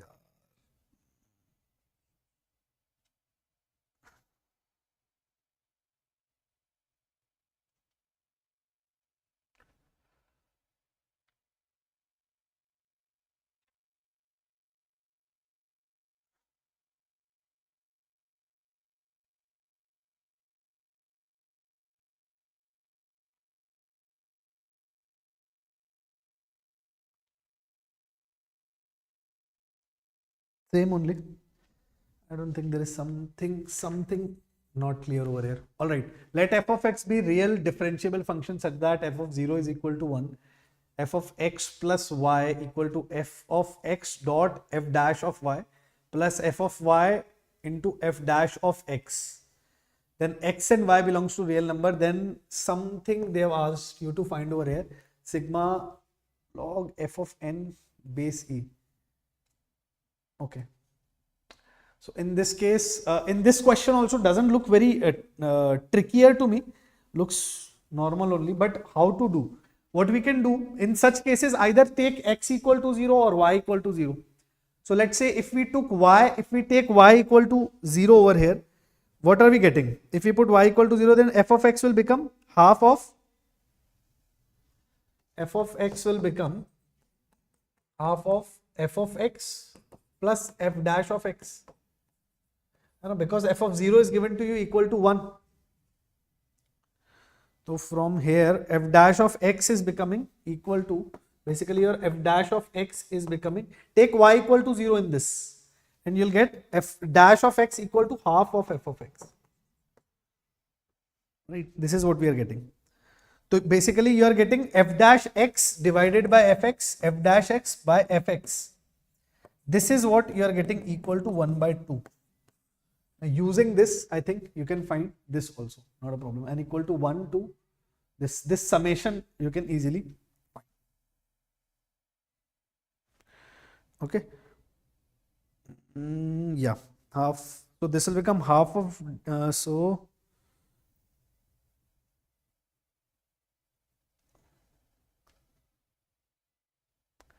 so from here, what we can get, ln of f of x. This is our f of x, no? So ln of f of x will become how much? This is log of function only. Ln of f of x, let's say some kx plus lambda, something we'll have to assume, and then c ka value you'll have to find. Acha, wait. So this will come, ln f of x will come just x by 12, na? This will come as x by 12. So basically you will get f of x will come out to be e to the f of x over here. We are taking f of x equal to, will become e to the power this thing, e to the power tx. If I take t as the function f of x, then t plus lambda x, kx plus lambda, linear it will become.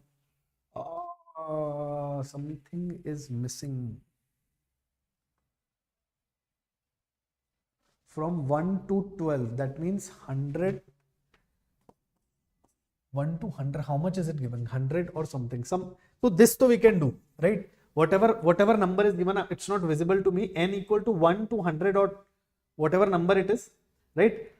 Function you got, ln of f of x will be equal to x by 12 then, right? Multiply that from 1 to 12. Suppose 10 is given, so 10 into 11 by 2. 100 is given, 100 into 101 by 2.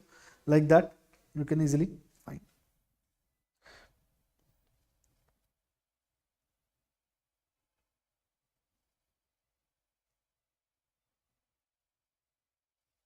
Right, 100 into 10, I think 100 only it is. Let's check the answer. The answer is also not given. Basically here just start with taking y equal to 0. Right, you'll get this value. You are given with f of 0 equal to, acha, f of 0 equal to 1 also is given to you. That's how we found, no, f of x equal to x by 12. So f dash of x upon fx was coming equal to 1 by 2 then. Okay. So this will just become x by 2 plus c, half dx. No, this will just become x by 2 plus c. So c ka value is what we are getting wrong. I think 100 only it will be there. Whatever answer is there. Let's move to the next. This also not clear.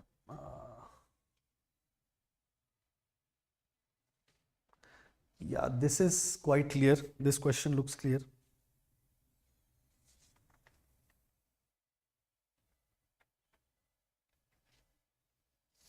Find the area inside the circle and you're outside the parabola.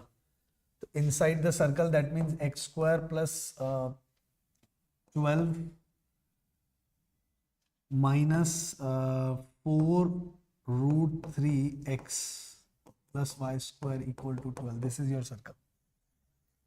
Okay. And outside the parabola. Inside the circle and outside the parabola.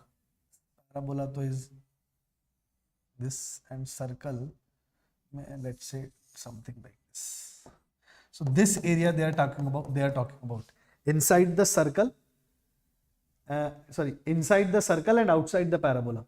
So if they asked about this area, no, that was easier to ask. Outer curve minus inner curve, you can apply over here, right? Here too you can apply outer curve minus inner curve concept, no? Just a minute, just give me a minute.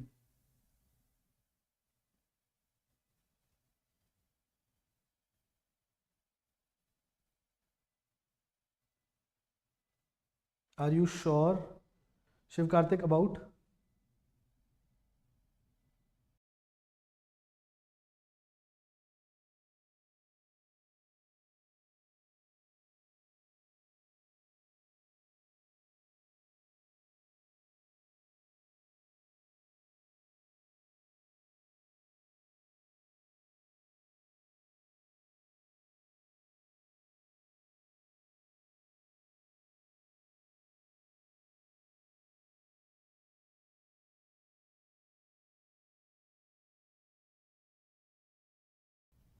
Which thing are you talking sure about? Which question? This question you are talking about? Are you sure, sir? Chaliye, theek hai. Anyway, so this particular area they are asking you to find. So this point also you can mark, and this point also you can mark, because 2 root 3 comma 0 was your center. So this point you can take parametric point. This one also you can take parametric point. So directly you can write the equation of your area, right? What you need to do, I'll write you the equation. So this will just become 0 to from here to here, you'll have to find 4 root 3 minus x square, 4 root 3 minus x square for y, and square root of this minus, this will be the outer area, right? Minus the inner area will be just parabola, that means 2 root 3x, 2 root 3x, and square root of this also. So you have to do 2 times this thing between 0 to this point will become how much? 2 root 3. 0 to 2 root 3 and 2 times of this. This will give you your answer. This will directly give you your answer. Sir मैंने admit card की वजह से exam में बैठ नहीं पाया. Vedant, that's very, what to say, beta? That's very bad mistake. Can't say anything in this case. Check once. Are we clear? And obviously the dx of this will give you your answer, because 2 root 3 will become your point. From 0 to 2 root 3 you'll have to calculate this.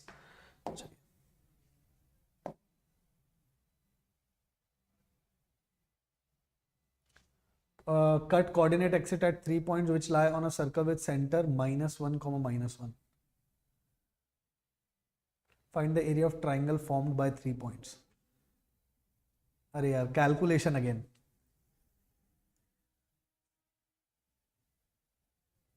Right? This again calculations. Let's look at some other question. Simple question. This 3 points you will have to solve, and 3 points you will get. Center of the circle is -1, -1. Then triangle will be formed. Then area of triangle you will have to find. Not a difficult question, but yeah, calculative. Definitely a calculative question. This looks like your LDE, linear differential equation, right? This looks like your linear differential equation, direct question. This also, this particular category also we solved in our. मैं अब क्या करूँगा sir? कुछ नहीं कर सकते बेटा. Can't do anything.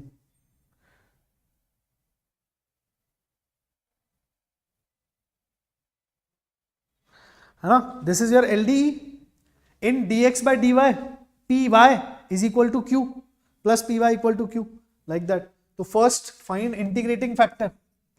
Integrating factor will become what? Integrating factor will become e to the power of 1 by y square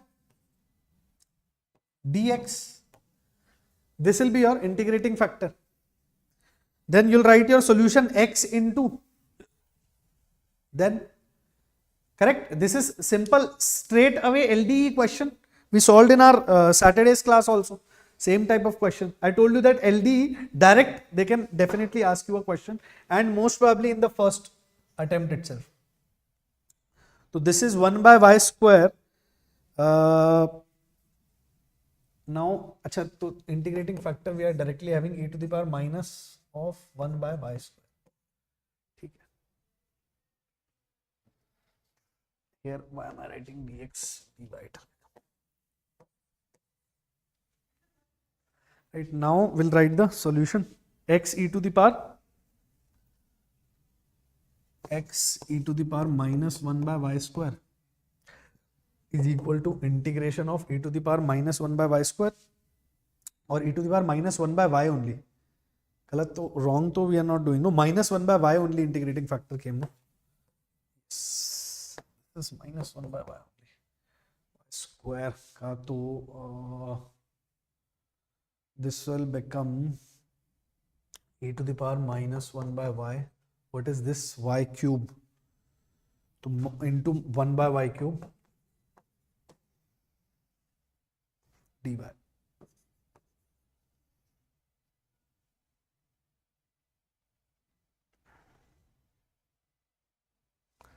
So let's take something 1 by y square dy. Let's take this as dt. Right. Let's do this. 1 by y ko I've taken t, so this will become 1 by y square as dt. Now what will I have? This will be nothing but e to the power t into minus t. Correct? This thing will become equal to e to the power t into minus t dy. This is what we are going to have. This will be equal to x to the power x e to the power minus 1 by y. Here also no square. Minus 1 by y. चलिए.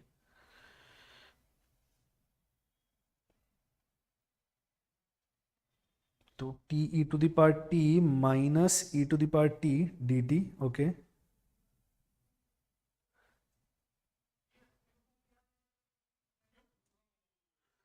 This will become what? X e to the power minus 1 by y equal to e to the power 1 by y into minus 1 by y plus c.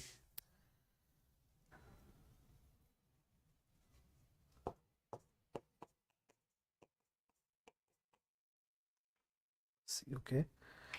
So this will become, now what is given? X of 1 is given equal to 1.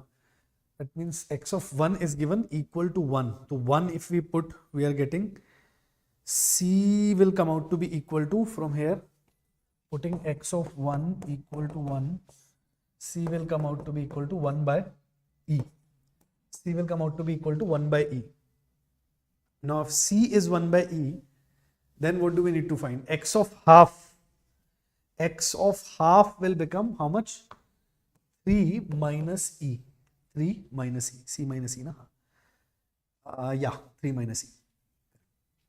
So simple linear differential equation question it is, right? You should be able to write the equation.